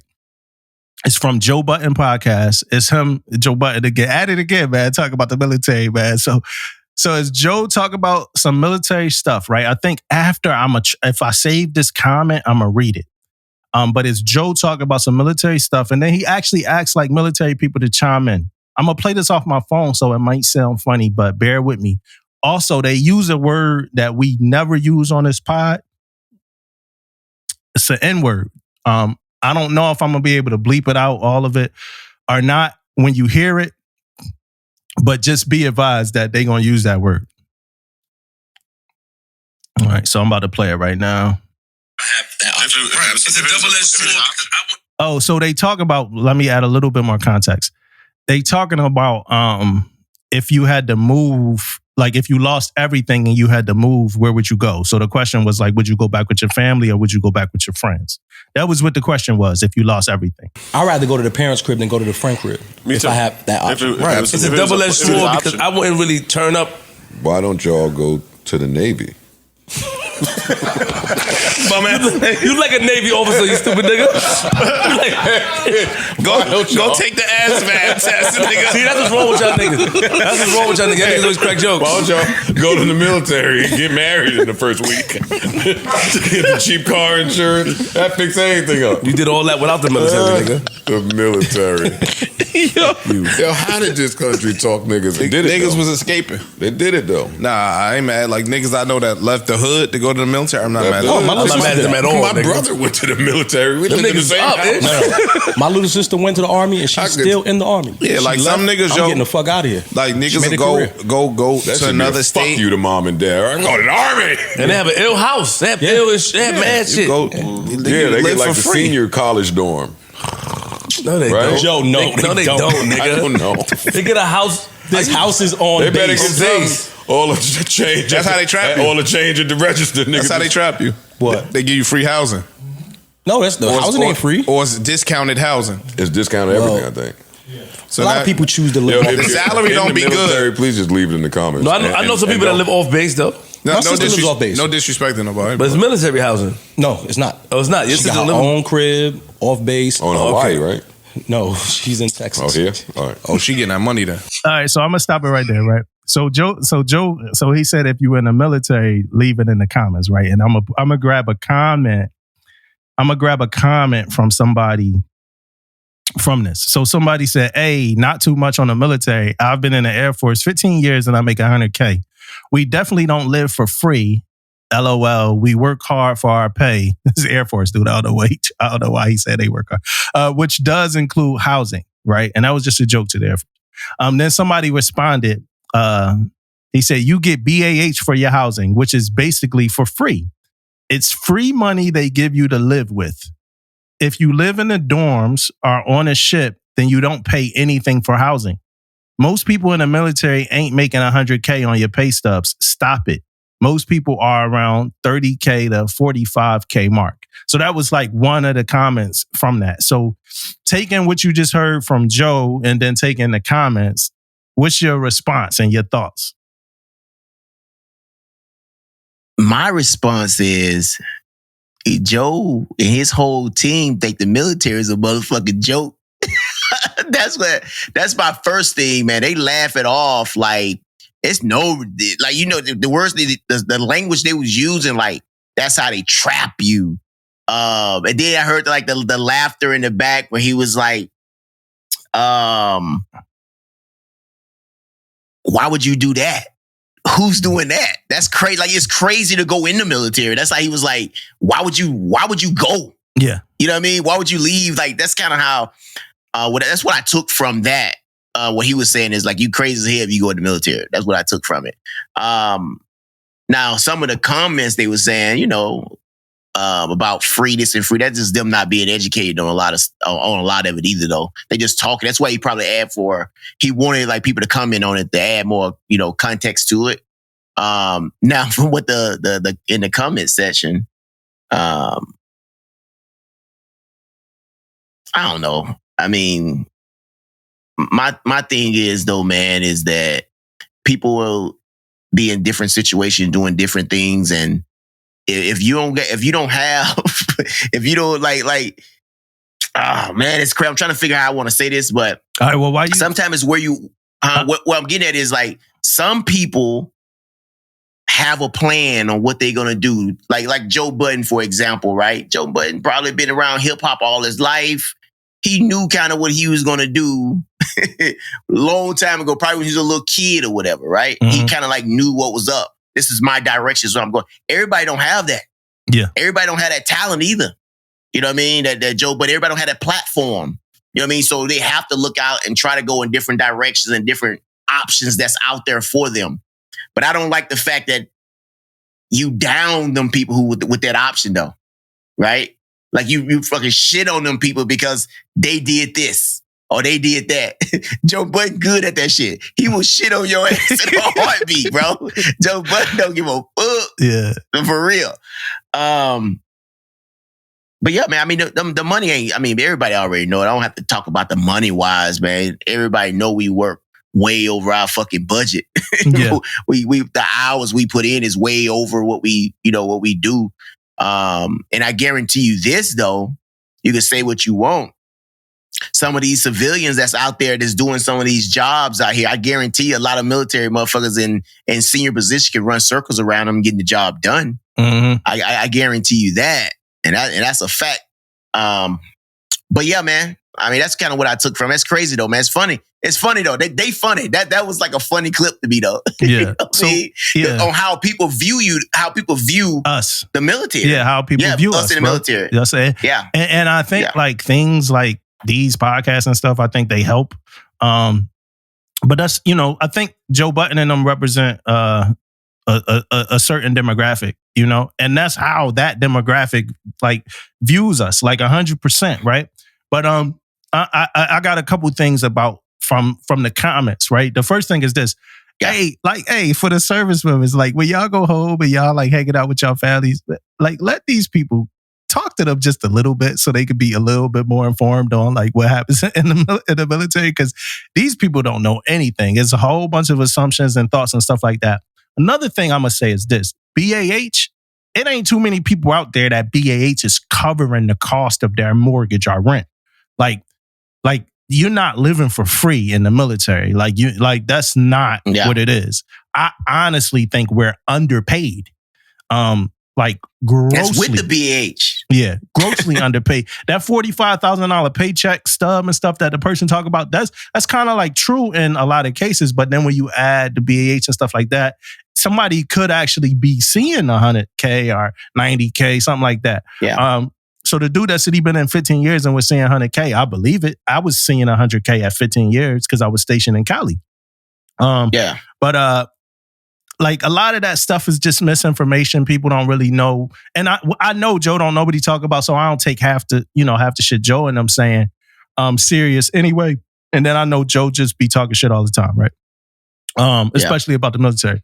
And he got military listeners, so he probably just poking fun or whatever like that. But some of what they saying and the conspiracy theory stuff and stuff like that, I mean, some of it is rough. You know, it's rough stuff with if you know, like, are your family members and stuff, they thinking like that. But we ain't out here living for free, bro. like this ain't what's happening. I wish that, like, Nope. y'all, if y'all think that military members are being taken care of in that regard, I wish we were. You know what I'm saying? I wish we were, because some of us are working like, and we talked about it with Dean, but some of us are working in fields that they could probably get paid a whole lot more for in the civilian world. You know what I'm saying? A whole lot more. Now, the opportunities that I did get as a kid from where I came from with no degree or nothing like that, the opportunities that I did get in the military, I'm grateful for. You know what I mean? I'm 100% grateful for those opportunities. And it was only one thing I wanted to do. You know what I mean? And if that didn't pan out, who knows what I would have been doing. So, you know, I am, and I talk to a lot of people in the military that are in that same predicament where they like either had something, but it wasn't time yet in their maturity level, or even in a different predicament where they just didn't have anywhere to turn. You know, I had a dude who lost his job during COVID. So he's an older guy who just joined, lost his job during COVID, you know? So it's a lot of reasons why people join the military. But on top of all of those reasons, I mean, at the end of the day, when we join the military, we serve in our country, you know, we protecting fucking civilians that sit cozy and, you know, live their life and all that stuff. So that's another thing too. So I think that should be respected on top of everything. And I know they always say no disrespect in their things and all that, but some of that shit be sounding crazy, bro. Yeah. Yeah, You know? they make sure they keep saying it, no disrespect. But Yeah, some of that stuff be sounding though, crazy, bro. Yeah, man. Oh man. Hey, so man, let's get to like what what we're really doing right now, man. Get to the Like, crux of the we conversation. know, the world know that you a brand new papa, you know, brand new dad. Yeah. You've been a couple weeks now in the game. Yeah. What's the first take, bro? What's your first take? First take is, hey, shout out to Big Amari Faith McCullough, born December 11th at 11:47, 5.8 pounds, about 18 inches, right? So shout out to Amari, who is either sleeping or eating right now. You know, one of the two things. She either sleeping or eating. That's what she gonna do. If she sleeping, she'll wake up crying because she wants to eat. You know what I mean? That's just her life, and then the way it's going for her right now. You know what I'm saying? The first thing is this: the hospital, they leave you out to dry, man. You know, I want to give a shout out to the hospital, man. Yo, y'all let parents know they parents from day one. You know what I mean? So it was a C-section. Angeline got a C-section because she had previous surgery there when she got the fibroids removed. If you listen to all the pod and stuff, you already know that stuff. So I'm not giving up no crazy information. So, but she had to get a C-section. So they didn't want her to go 40 weeks. So this was week 37. She had to get a C-section. And that experience was unique. It was a lot of miscommunication in the morning during that. I didn't see it from the point of view that I thought I was going to see it from. I was with her. So I was at her head behind a curtain. Eventually they brought the baby over and stuff like that. But and then after you have the kid, man, you kind of on your own at the hospital. Like since she had a C-section, the reason why I brought up her having a C-section and stuff like that, since she had it, so we got there on Monday, we left on Thursday. Since she had a C-section, there's more time to her being there and stuff like that. Now, on top of this, the attention that was being given to a person, it was given to her. The attention was given to Angeline. Like her health was the concern. As the baby came out, good to go, healthy, stuff like that. So Angeline's health was the concern. That's what the doctors were. You know, I'm sitting there like, yo, anybody gonna give us this how-to guide? And there ain't no how-to guide. Like you are your own. You know, eventually you're gonna wash the baby. And then when we did wash the baby, she like, oh yeah, surprise, we're not washing the baby. You are. We just gonna sit here while you watch the baby and tell you, you know, so it's like, okay, damn, you kind of on your own. She like, you want to change the first diaper? I'm like, okay, I'll change the diaper. You know, so the umbilical cord thing, you know, I did that. I cut that. That was a cool moment. It was one thing. It was like, I kind of, man, it's so much, you know, so much happens and you my baby, her glucose levels were down for a little bit. And they kept having to prick her foot, take her blood. And like, I just felt so bad for her. Eventually she kind of built herself up to like, be like, all right, look, I'm not going to cry no more. Y'all just keep pricking my foot. Yeah. Now, one time though, at the night, and so one time after they said they were done pricking her foot, a nurse came in at night in the dark, bro, and pricked her foot again. You know what I mean? At one time when they said they were done. And I'm looking at the nurse. I'm trying to I'm seeing what she doing. She don't know I'm up. I'm seeing her. I'm like paying attention to her. Man, my wife, man, she jumped into like lioness mode eventually and was like trying to figure out what the hell this nurse was. Angeline, like from the hospital bed. I'm on the couch, Angeline on the hospital bed. I'm just watching the lady. I'm trying to see what's going on. Angeline woke up and she sprung into like lioness mode, like pretty much like, what you doing to my baby? Like, you know, and they, you know, because all we knew was they wasn't going to prick her feet anymore. And then we found out that the nurse said that it was a judgment call. She wanted to check. And the level was low for the baby. So it was things that, you know, we had to do, but it was just a crazy moment because we didn't expect that to happen again. Yeah. You coming in the dark of the night and all that was crazy. So I did see my wife jump into like protect mode, and I ain't really never see her in that mode. And that was emotional for her, like, cause it's her baby and stuff happening. Like after that, she just didn't trust that lady.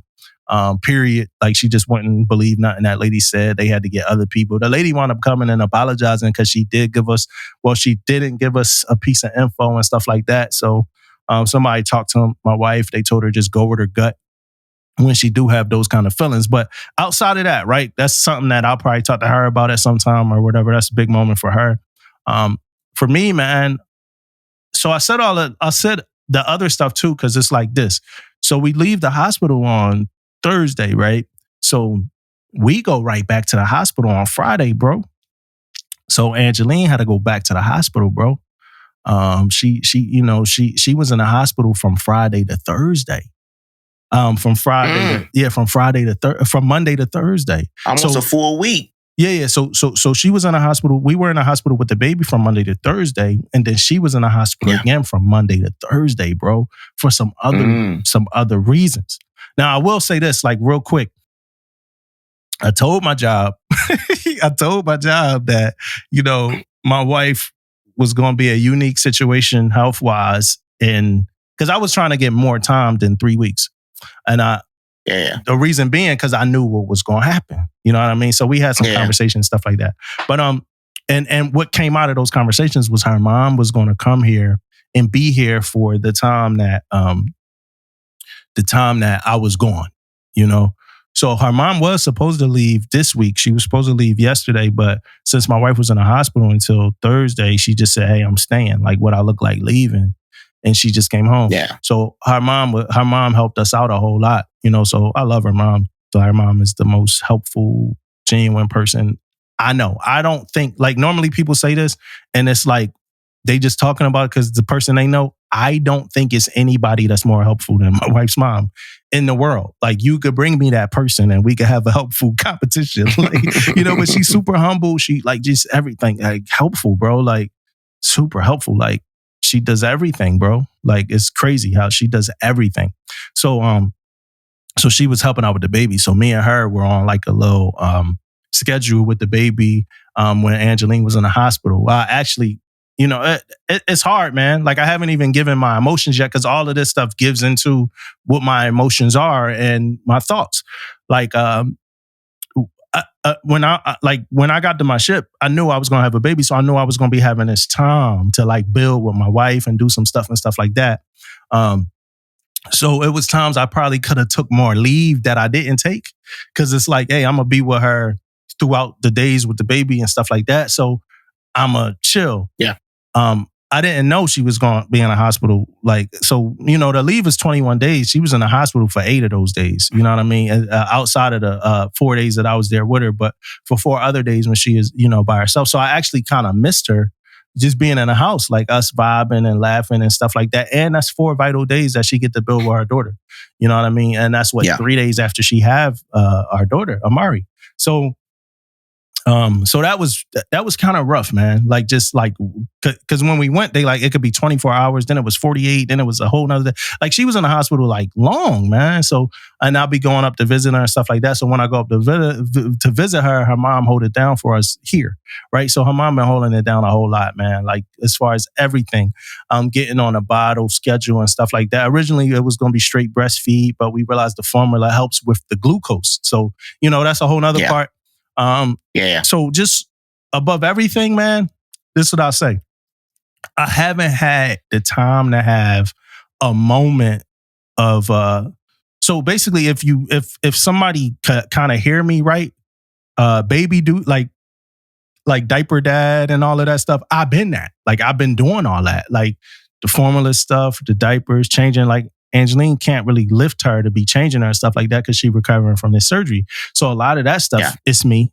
Stuff like that. And she's doing the best she can do at, like, physically as a mom. And I know that she felt bad at one time, that it was things she couldn't do. Like, she felt bad, man. And that, and now coming from the hospital again, it's like, yo, you really got to chill. You can't even be trying to do all this. Just chill, keep your blood pressure down, stuff like that.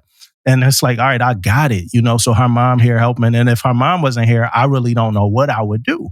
You know what I mean? Like, so I think a lot of guys, I know a lot of guys, I know for sure I probably changed more diapers in 12 days than a lot of dudes did in a half year, bro. I know, I know that, you know what I mean? Rock the baby to sleep. A lot of dudes just, that's the, like, roles that they just don't kind of take on. So I've had to take on a whole lot of those roles in the beginning. So I'll say this, my duties as a father have trumped my emotions from birth.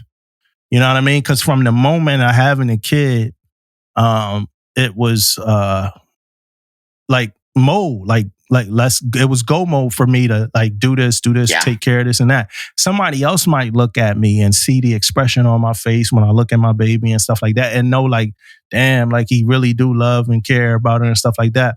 And he is emotional about it. But for me, an emotion is a weird thing anyway, as far as me being emotional and excited and stuff like that. Because people was telling me I was going to cry. I ain't crying. And I was like, hey, man, this happened. And I thought I would cry too, honestly, because of everything we've been through. And one day I might look back and, like, really cry. Like, I cry, like, when I reminisce about things, when I think about the journey. So one day I might look back and really shed some tears. But from the moment, like, they taught me how to do the swaddle, bro. You know what I'm saying? Like, they taught me how to do the swaddle because she got a C-section. So she was still in her room after getting a C-section.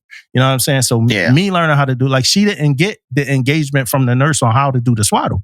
So if she got to learn the swaddle, if she didn't know already, it's going to be from me or YouTube or, like, something else, right? So they taught me how to do the swaddle. And I'm pleased to say right now I'm swaddle king in the crib. Ain't nobody swaddling better than me. You know what I mean? Let's go. So they taught me how to do the swaddle. She taught me, so it was some, like, hand-on training that I got about things I got to do with it. But then I didn't even know what the fuck a swaddle was. You know what I mean? Like, you know what I mean? So man, it's amazing, bro, to look down. That I think the thing about it, and I'm going on for a little bit because it's a big moment and I'm trying to get it real clear for the listeners. But I think the thing about it that's the most surreal thing is that, like, I'm looking at, like, my face, bro. Like, when I'm looking at my baby, like, I'm looking at my own face. Your features, like, and shit, facial expression. And I know it's, like, developmental phases of the baby. So it's things that's just really just not happening yet because of her age and stuff like that. But I'm looking at things and I'm placing, like, thoughts on things that, like, is probably not there yet because of her developmental phase, but it might be. Like, she might be. I think everybody think they baby advanced and all that, but she might be a little advanced. Who knows? But I'm looking at her and I'm, like, seeing myself, bro. I'm like, yo, this is like a little me. Like, I know that face. I've made that face. So it's stuff like that happening too. She coming along great, man. She's eating great. She doing her best with burping, and we got the top of the line bottles, and she we got all, like, the top of the line shit, man. So she like, the bottles are good. I don't know none of this stuff. The bottle's good for her burping and her all that stuff. So she doing great with all of that. Her weight is coming back. We went to our first baby appointment. I really love the doctor. Her weight is coming back really good. We got the Duna stroller. That's supposed to be a big deal. So that's helping us out a lot. It's a stroller, a car seat. It kind of does both things. All in one, right? Yeah, you just push 2 fucking buttons. It's a car seat. It's a stroller. So that's cool. She doing real good, man. She don't like to be cold, and she just want to eat. She just want to sleep and stuff like that, man. You know what I mean? So it's a great feeling. I just feel like, you know, her dad is. I'm gonna be me, and she gonna understand who I am as a man. And you know, it's already starting. You know what I mean? Like it's already kind of starting. Now, what I do want to talk about before you go, Damon, is Saint. I want to talk about how we integrated Saint, you know, with the baby. You know, because we had to bring him in and figure out how this happened. Saint is more of an energetic dog than some other dogs, right? He did good at your house with y'all dogs, you know, when he was really small and young. He a little older now, you know, he think he the man. When he go to the dog daycare, he think he the man. He like a little bully at that place. And all that tail stuff. popped up. Yeah, you know think what I mean? he the dude in there, right? So we like, all right, this been his, you know, thing forever. So how do we do this? So I brought in one of her blankets, let him smell it. He did good too. He didn't bite it. He liked the bite blankets and stuff. He didn't bite it, not. He just smelled it. And then we brought her in. We actually had a little tiff out there, me and Angelina, about how we wanted to bring her in along with all our stuff. We had a little back and forth, man. Her mom opened the door and saw us having a back and forth, man. I was embarrassed, man. Like, we don't really have back and forths that much, but we had one, like, you know, so we brought the baby in, and Saint, you know, he doing his thing, trying to, like, you know, sniffing. Yeah. I think Angeline was so worried. She was worried about him being excited. You know, and I'm like, yo, we got you gotta relax, like play it out. Like, you know, so I think by the next morning when I came out there with her, so I started like at 7 a.m. when she wake up, I'll bring her out with Saint. Cause he not allowed to go in our room. He peed on our bed one day, so he can't go in our room. But we started making an exception for him because he couldn't help himself. Like he wanted to be wherever she was at. So as soon as we took her to the room, he followed us in the room because that's where the changing table is and stuff like that. So by like day 2, bro, so day 1, he was like shaking the bassinet, scratching it, like trying to see what's going on and, you know, doing certain stuff, like very hyped up. But by day 2, bro, he settled in, bro. He don't even cry when she cry. He do come to where she is though and look at us like, yo, y'all better get it right. You know what I mean? Like, he's take like her, he like her security already, bro. Like he is her security detail. Like, if she crying, he on it. Where she go, he goes. He's following her, bro. Already, she getting carried everywhere she go. He following her. He making sure, but he not too crazy. Like he understands that there's limitations to that. Like you're not about to be attacking us to protect her, dog. Like get back, do your thing. And he's doing great, bro. He's doing really good. He had the sniffer. That's good, man. He had the sniffer. I was watching something where the lady said, you got to let the dog, you know, sniff your baby. And she was saying like licking the baby is a part of sniffing for dogs or whatever. She was like, so if you get a little lick, don't feel too bad at where, you know, wash her off, whatever. But, and now he been like stealing her bibs, bro, and like sleeping with them like some crazed maniac, bro. Like some crazed stalker, bro. But he don't bite him. He don't cut him up. He just sleep with him. Just got him, right? Yeah, so smelling her. I gave him some snacks. I did the snack reinforcement. So I gave him some snacks. I gave him some stuff. He's doing great, bro. So Saint's doing great. And Amari is doing great, man. Like it's a great. Everybody be trying to FaceTime and all that, man. It's not the time right now for all that, man. But she is doing really, really good, bro. You know what I mean? That's great, man. That's great to hear. Yeah, most definitely, man. Yeah, that's what I was looking for.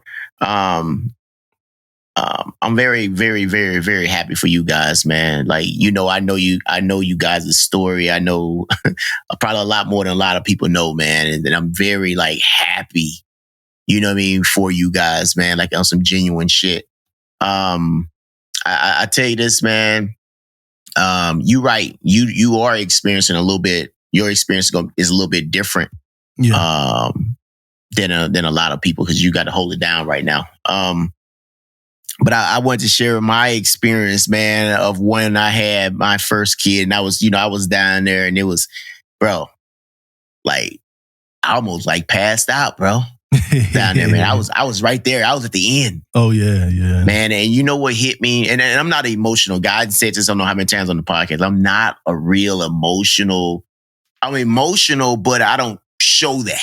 You know what I mean? Like, you ain't gonna see me crying. You ain't gonna see me doing all that stuff. But I do sometimes sit and think. You know what I mean? Like, oh man, like, and my thought process with the baby thing, man, with me was like what we created together.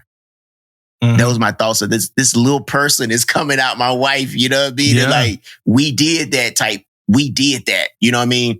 And then you start paying attention, you start seeing, you know, different things that's happening. You're like, who she or he, you know, looks like, and you start looking at all this stuff and things like that, man. And then you have little conversations about it when you're in the hospital. At the hospital, man, I ain't gonna lie, it was a little bit different for me because the baby was like right there. It didn't leave the room. Yeah, right? the baby there. Yeah, the baby there. Yeah. Didn't leave the room. But you're right on, man. It's like time that baby come out, you on that's it. Yeah, you're your own, right?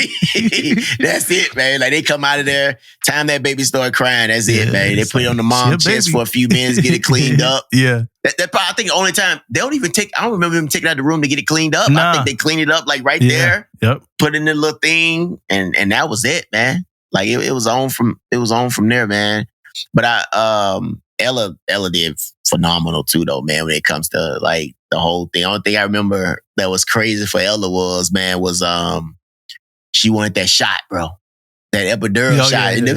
It's like she wanted that shot. Other than that, man, like it was good, man. It was a good experience. I cut the cord. The experience with cutting the umbilical cord was how freaking tough that shit was. You know, people don't understand that shit ain't like time. That shit was like.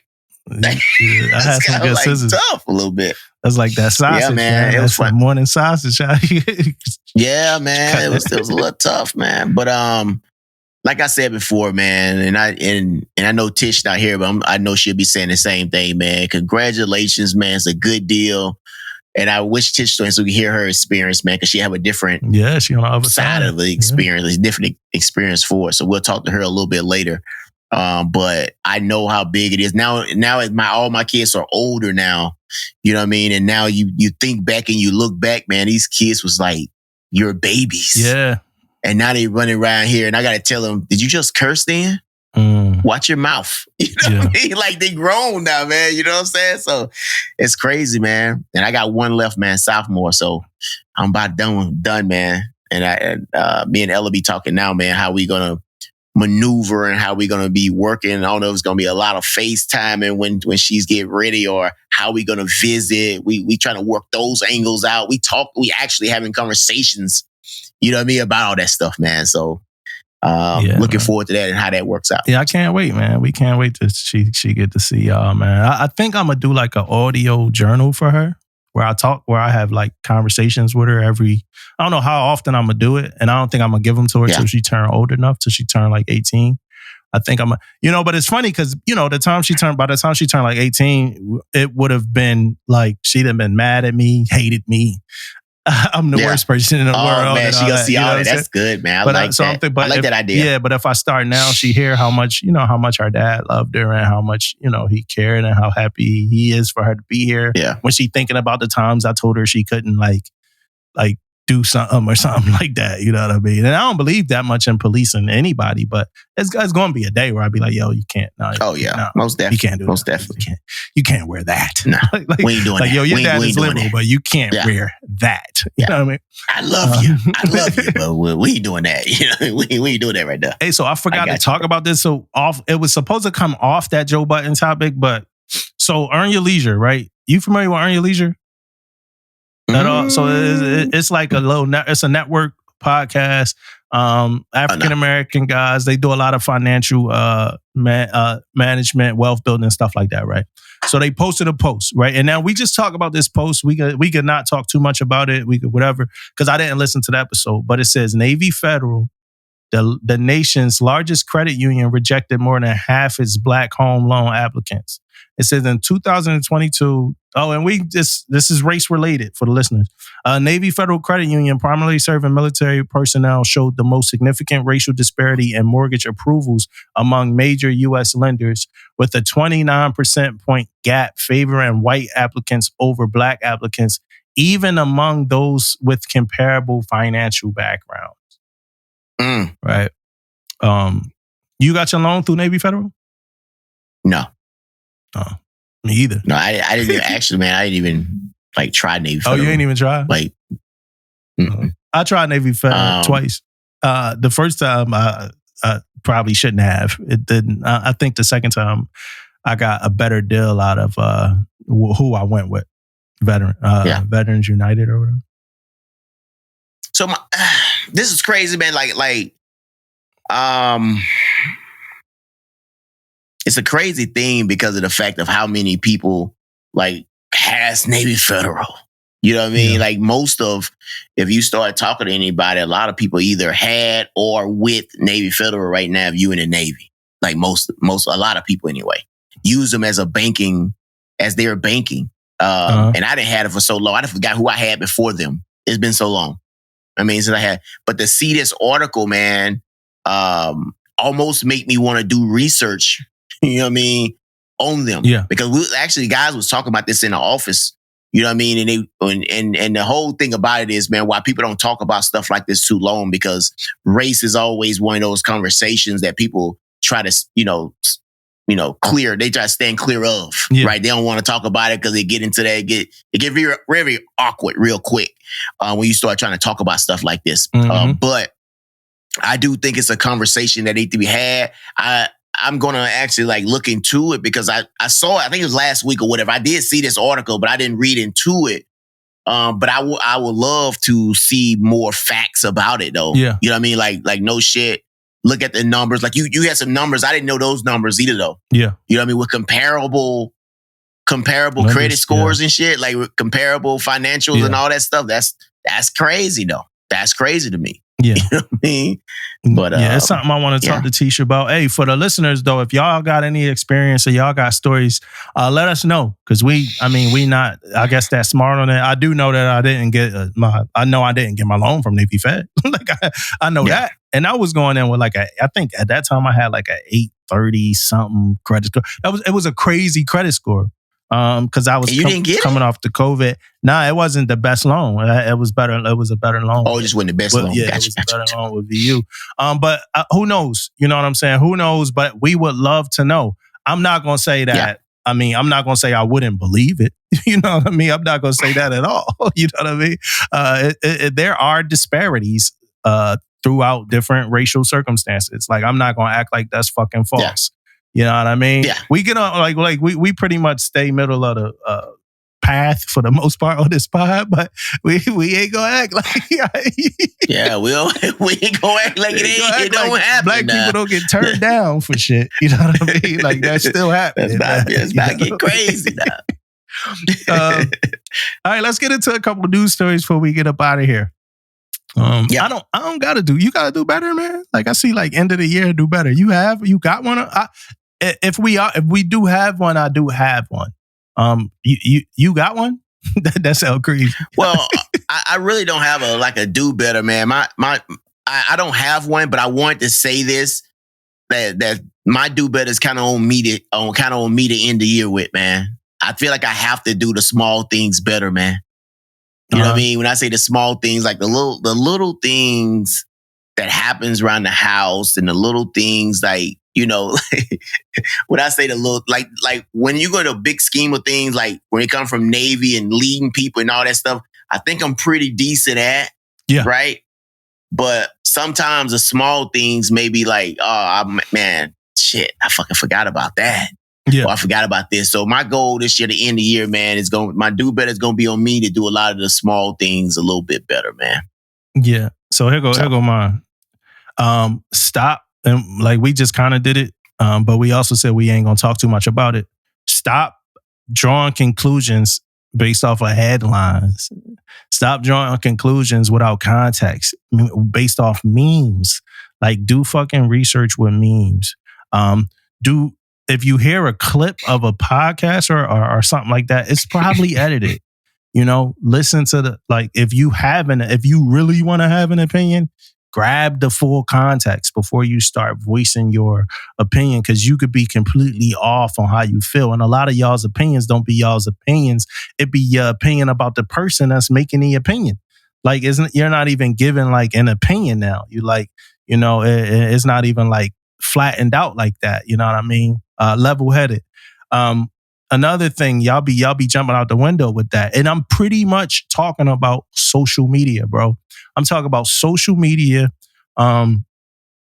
We got to do better with social media, man. Like, period. Like, we need some type of balance with like real life, like actual reality, and like this social media world that people exist in. Like, I was talking to my wife about something. I don't want to get too deep about it. I don't want to get too deep about it. It got to do with politics.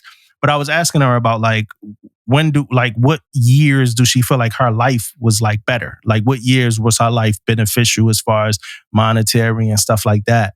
You'd be surprised when she said it, like the time she said it. I'm not surprised, because I know when I got more money in the last decade. I know when my money was up, when my life was a little better. I know when that happened. Yeah. You know what I mean? But it was like, if you let social media tell the story, it told it a little different. Or if you let mainstream media tell the story, it tells it a little different. That got to do with race relations. That got to do with every single thing.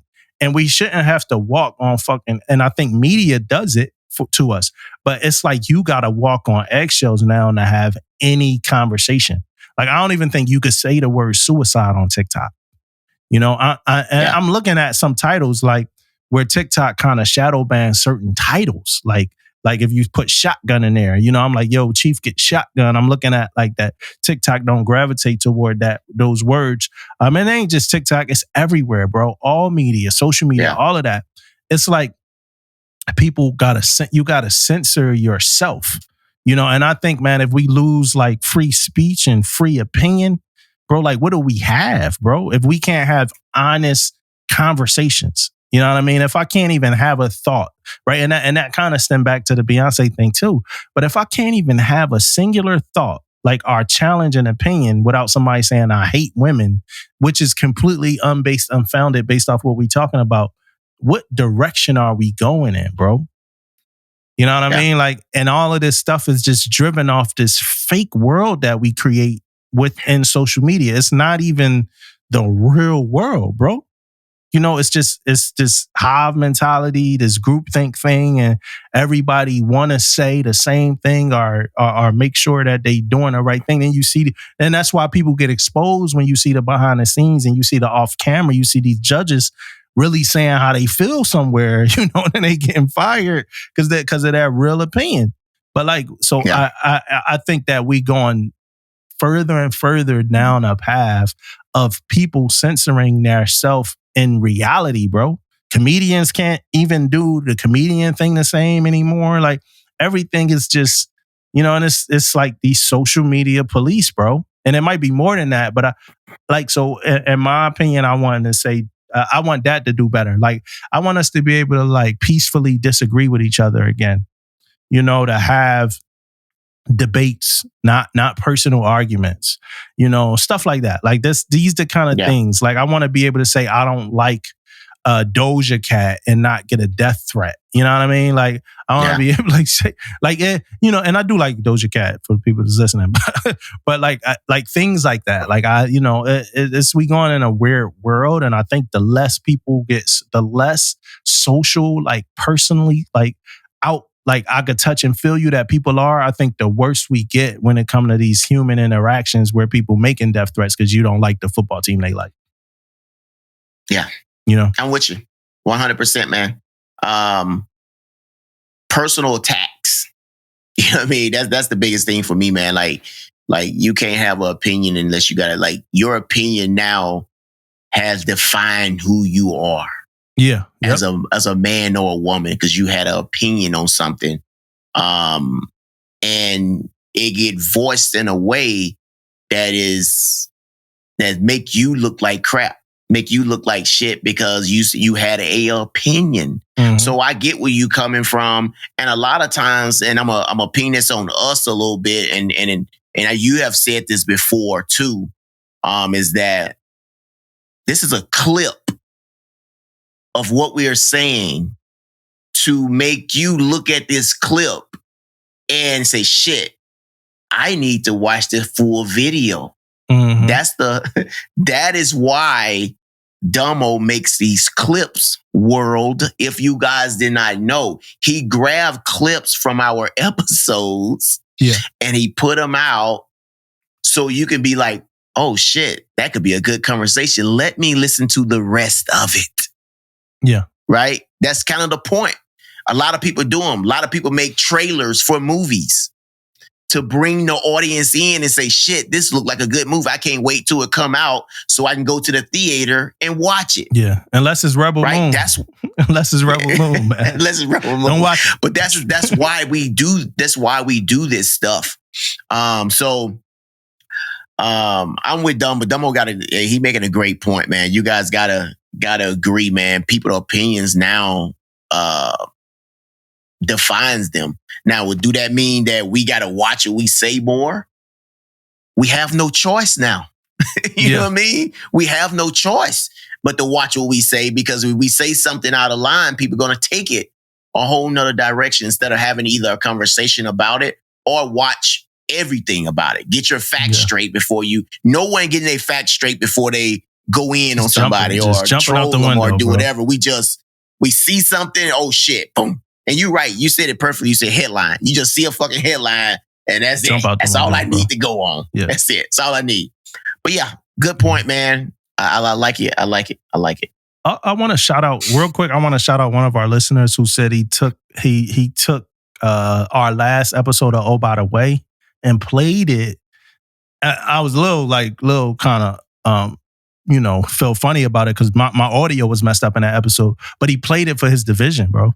He just played it.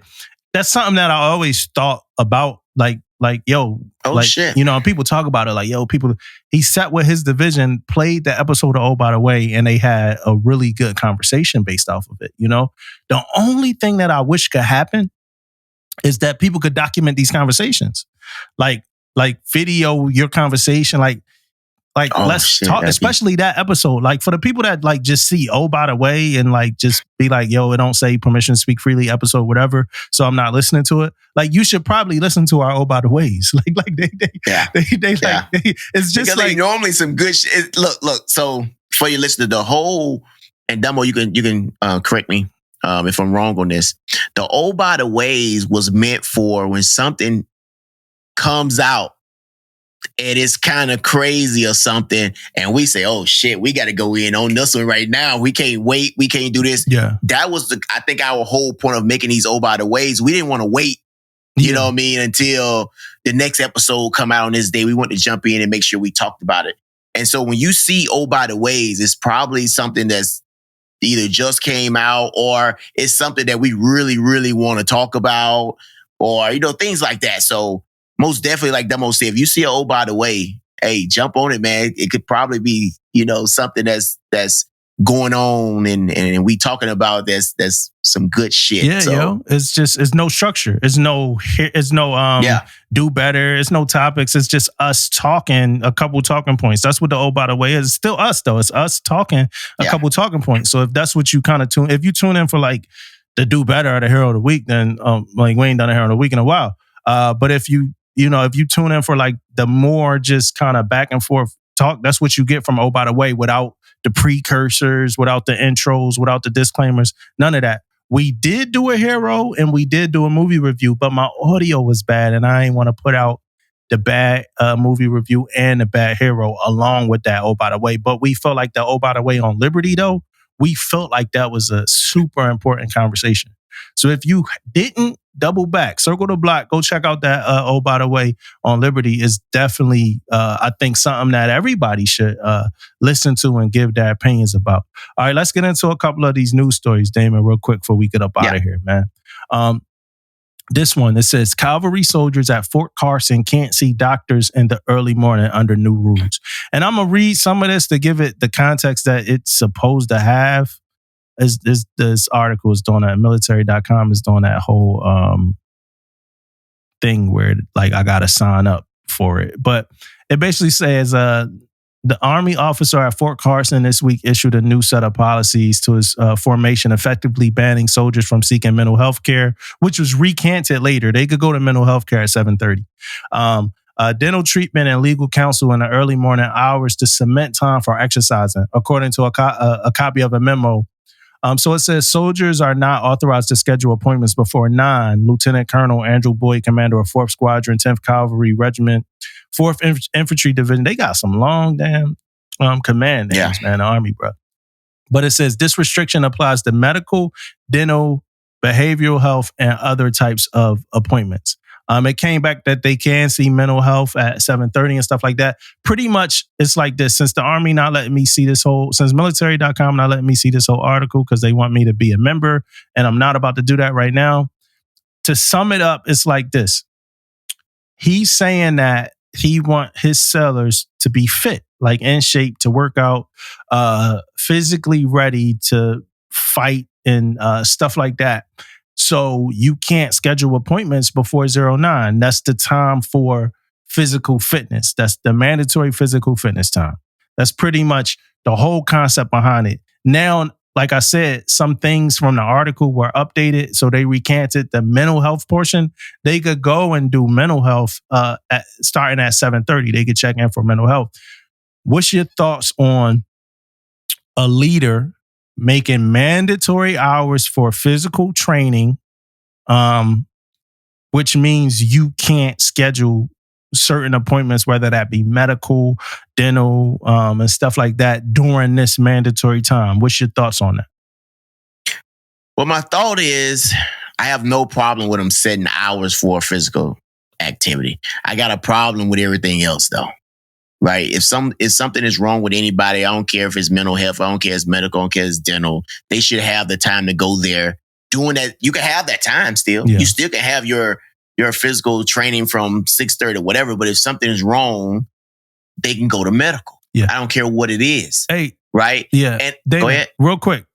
The article, because like I said, I can't open the article, but you made me remember something. So that's the only reason I'm stepping in. The article did say if it's major and important, they could route up a request and it could be approved. Then the article did say that approval process is kind of hard, but it said that if they had to do something, it could be approved. I just want to give him the proper, context. Yeah.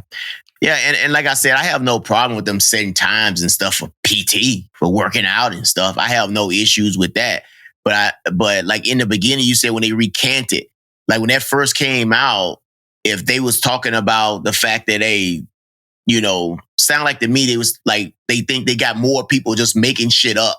So now we're going to come out with this article. We're going to come out with this new policy. So, hey, ain't nobody doing this. But then that's the quick way to get your ass fired, if that's the case. Right? So now I can know why you recant, why you open it up everybody now and say, hey, you can go to medical, you can go to mental health, you can go to this place. The editor of the article recanted. They got more information.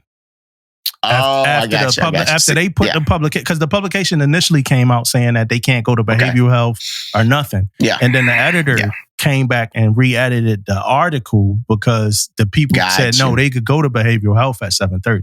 Yeah. That's good, then. That's good for the editor to go out and do that, because the way it sounded in the beginning, it's going to be real crazy. So, and I can't see a leader in 2023 saying, hey, you can't go to none of these places. You go to PT. I can't see that happening. So, yeah, got it. I mean, I don't care about the times and hours, man. Like from 6:30 to 9 or whatever. That's giving them, they want a PT. Shit, we do stuff like that. We make up. You think more people should do that? Like, hey, you can't just schedule medical appointments. That's what it sounds like he's saying. Like, you can't, I don't know, but it sounds like he's saying like, yo, you can't have a planned medical appointment before PT. Ooh. I think that's what it sounds like he's saying. Like, yo, you can't, like, this is like, hey, yo, we gonna do PT before 9. You got people. It's one of those things that seem like it's like a catch-all kind of thing. Like, it's gonna be some people with good intentions and some people with, I'm trying to get out of PT intentions. So he pretty much saying like, no, you can't do none of this before PT, but before PT is over. Yeah. But if you do, the protocol to do it. It's hard to do it if you really had to do it. Yeah. So I don't know what you think. You think it's a good idea? No, okay, I got it now. I'm tracking. I don't know if I got a problem with it. I think what he's saying is, he's saying during these hours is meant for physical activity. So now, since you know it's from 6:30 to 9, how about set your appointment at 10? Yeah. If you can schedule it at 10. You know what I mean? I think if that's the angle we going, I'm kind of okay with it. It's like saying that I got training for the day, right? And it's from 9:30 to 11, right? You know it's training during that time. So if you got to set an appointment, try your best to set it outside these hours. If you can't set it outside these hours, whatever avenue you need to go that avenue.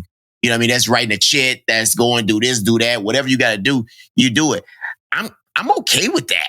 You know what I mean? I'm okay with you having some set hours, so now we can do things around those hours. Yeah, and it's right. Yeah, and I don't think people just do these things and come up. Sometimes they do, but based off my experience, what I've seen, people don't come up with these memos unless they feel a need. Like, yo, these people not getting the PT they supposed to get. They supposed to be fit. And then another part of this got to do with the person's values too, right? So as a leader, he might value physical fitness and physical readiness. It's a lot of leaders who don't. You know, we talk about it a lot on the pod.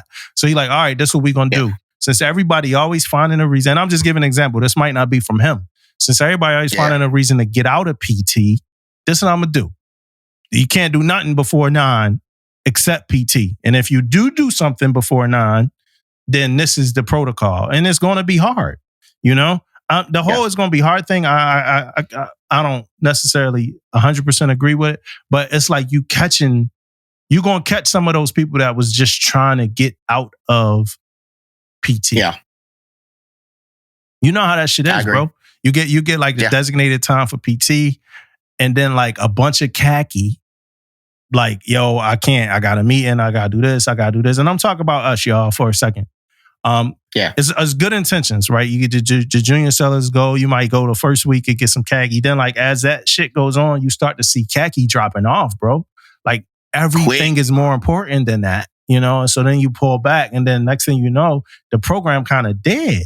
We didn't gradually just deaded the program. So now, it's another way that people could look at the article as far as this leader just restricting his people from going to get things done that they need to get done because he want them to go work out.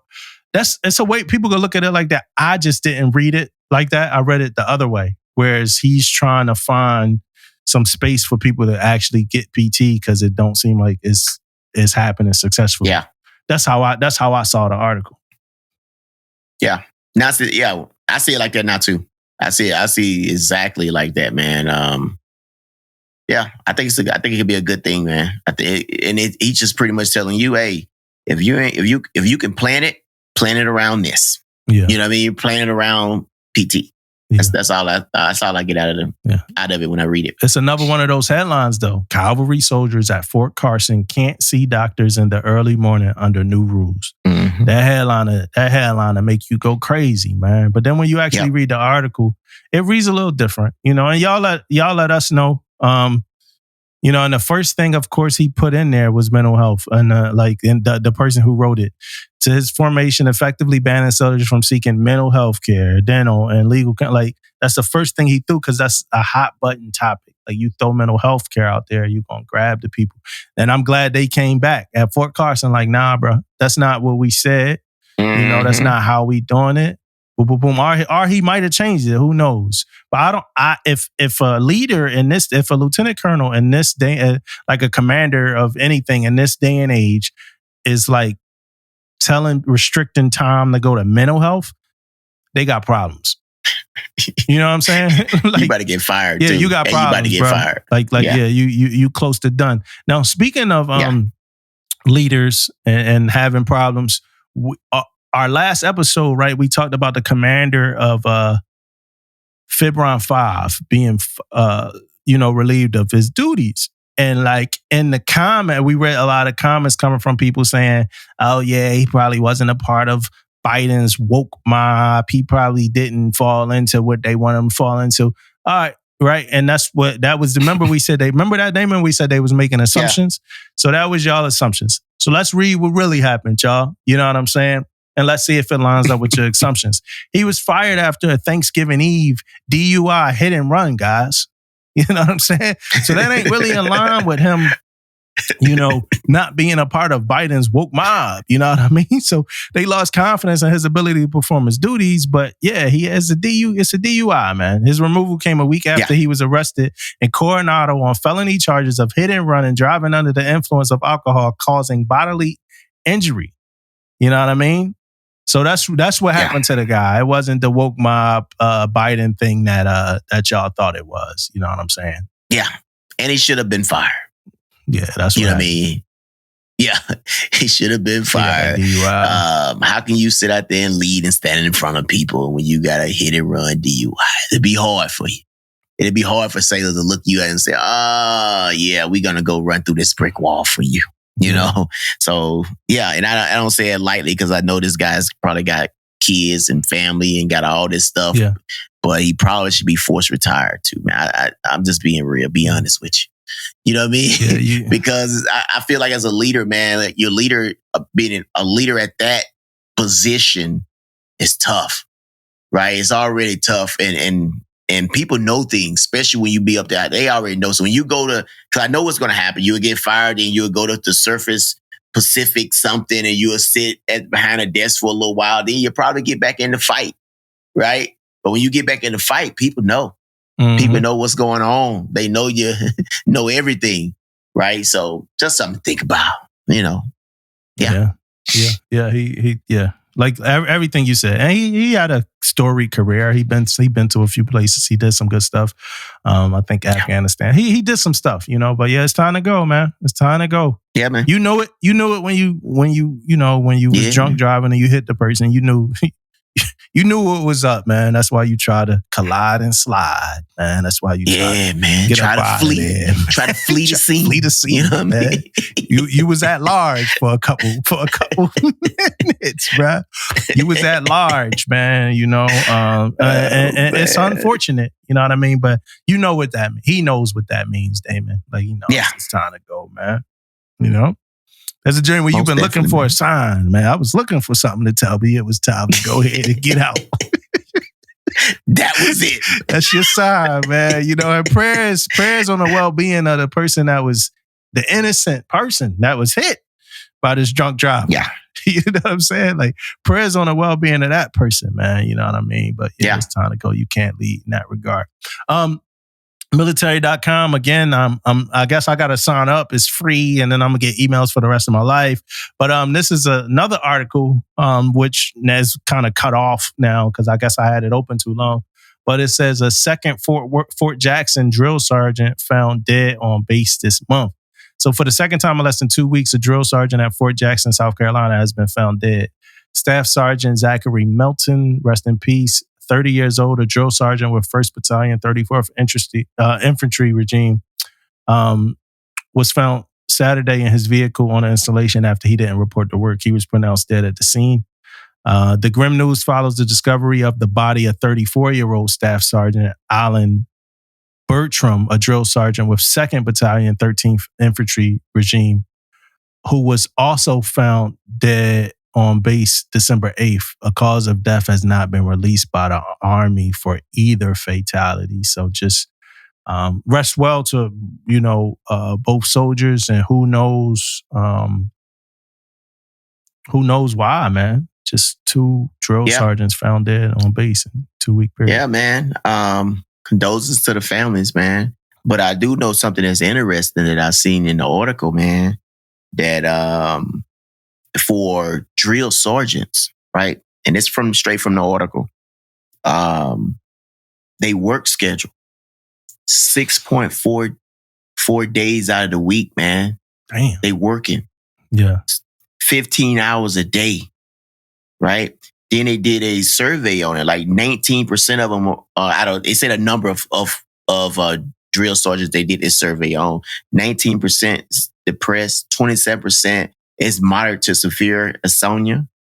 35% have alcohol issues. Yeah. The second thing you said was insomnia, right? Like insomnia? That's what you said, right? Like they insomnia, can't sleep? Yeah. Okay. Yeah, I can't sleep. Yeah.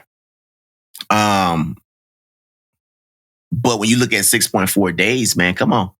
That's a little much, man. That's rough, bro.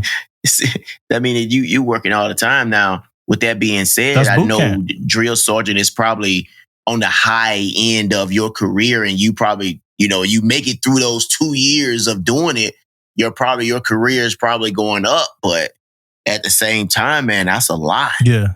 Right? That's a lot, man. That's rough, bro. We need to talk think about. We need to talk to an RDC. Like we need to talk to some RDC. And I know a few, and I know somebody knows somebody that told, but we need an RDC on here, man. We really need to talk about that. That's Monday through Sunday, man. You know what I'm saying? That's an early morning. That's a late evening. And we know you guys, like from an RDC standpoint that they don't push like for 3 years straight. We know that, but still that time period that you pushing, man, that's a lot, man. Yeah. So we'll love to have an RDC on the pod to talk about that, man. And we're talking about drill sergeants here. This article is talking about a drill sergeant, but yeah, RDCs, man, you guys, and now it's 10 weeks now, 11 weeks, whatever it is, they add them 2 weeks to it. So whatever the length of time is now, it's a lot. Yeah, I mean, I love to talk to a drill sergeant as well, man. I would love to talk to a drill sergeant as well. Somebody, somebody that got those long weeks like that, that's working like that, man, it's crazy. But 2 bodies found dead, two bodies in 8 days. 2 people found dead in 8 days. It's just crazy, bro. Tish wanted to talk about Jonathan Majors, y'all, and not much. She just wanted to talk about him running. But it was a video. It was a compilation of him running through the streets, man. But I'll let Tish talk through that though when she come back. I don't really too much want to talk about that. But yeah, he was running, man. He was running. Yeah, I saw it. Jonathan Majors ran, man. He ran. My book of the week is called Talk Like Ted by Carmine Gallo. And it's a book about TED Talks, and it's a book about how to speak, different suggestions on how to lead people through talking and different maneuvers that they do in TED Talk. The quick thing I'll say about it, because I ain't going to stay in it too long, I got my baby to get back to, but the quick thing I'll say about it is this. One of the things I'm going to take from it, Damon, is that they said that most successful speeches are done in 18 minutes, right? So 18-minute speech for TED Talk, right? 18 minutes is a tip they gave. 3 points is a tip they gave. Tell stories is a tip they gave. And if you do use training aids like charts and spreadsheets and stuff like that, don't put too much information on those things, right? But they said tell stories. And it made me start listening to different TED Talks. And every TED Talk I listen to now, I see the formula. So I see the formula in the TED Talk. So it definitely helps and make me a better speaker. I'm looking forward to that, like retirement speech or something I do at somebody's something, where I could kind of practice some of those things I learned. What's the name of this one again? It's called Talk Like Ted. Talk Like Ted. Okay. Yeah, it's definitely, I recommend it for anybody in the leadership position because it is about TED Talks and it's about speaking in that context, but it's also about just leading people through your words. And for me right now, and that's my weapon of choice for leadership is my words. Yeah. I was talking to my division about that one day, like it's my words. Shout out to my division too, man. They've been going kind of crazy, man. I can't wait to get back, man. They've been going kind of crazy, man. Gotta get back. Gotta go regulate, man. Like the holidays and did y'all foul. I put that on the bottom of the episode for a reason, man. Y'all been wilding over there, man. We gonna get back. Man. We gonna fix that right up. We gonna fix that right up, y'all. Y'all been acting crazy, man. Hey, before we get out of here, man, I wanna say real quick, man. Like I said a lot of shit about no shave chits, man, but I got one, man. So hopefully you guys see a little something, you know what I mean? You see it coming in, whatever. Yeah. I got too. Yeah, I know you. Yeah, your shit is gonna be all up your damn eyebrows and shit, bro. Hey, another thing, man. Hey, holidays, man. Have fun. Be safe out there. Have fun. Be safe. Can't wait to get started next year. I don't know. I think we next year, right? We just kicking back up. But this is our last episode of the year. Hey, man, we might do an episode for the first of the year, bro. Yeah, we might have to do a year-end extravaganza, bro. I don't know. It sounds like you don't want to do it, man. But no, bro. Just let me know, bro. I'm always ready, man. Yeah, you know what I'm saying? I think it's a good idea to bring the New Year's in. Let us know, guys. You guys want an episode? Let us know, man. Bring the year in right. Bro, if we do it, it's going to be just like this one. Like, it's going to be on the New Year, bro. It's going to be a New Year's episode, bro. Eve. No, it'll be on New Year. Well, we might put it out on New Year's Eve, but it's going to be, it would be New Year's Day if we did. Yeah. Yeah, it would be. It was something I wanted to say at the end of this episode that I said on like one of my birthday posts, but I can't find it, man. I can't find it. It has something to do with like love the people, like something like be the cheerleader for the people you love, and like I forgot, but just hey, love y'all, man. Merry Christmas, because today is Christmas, and if you listen to us today, we definitely love you. Yep. Merry Christmas, peoples. Holla at your boy, Mississippi Stand Up.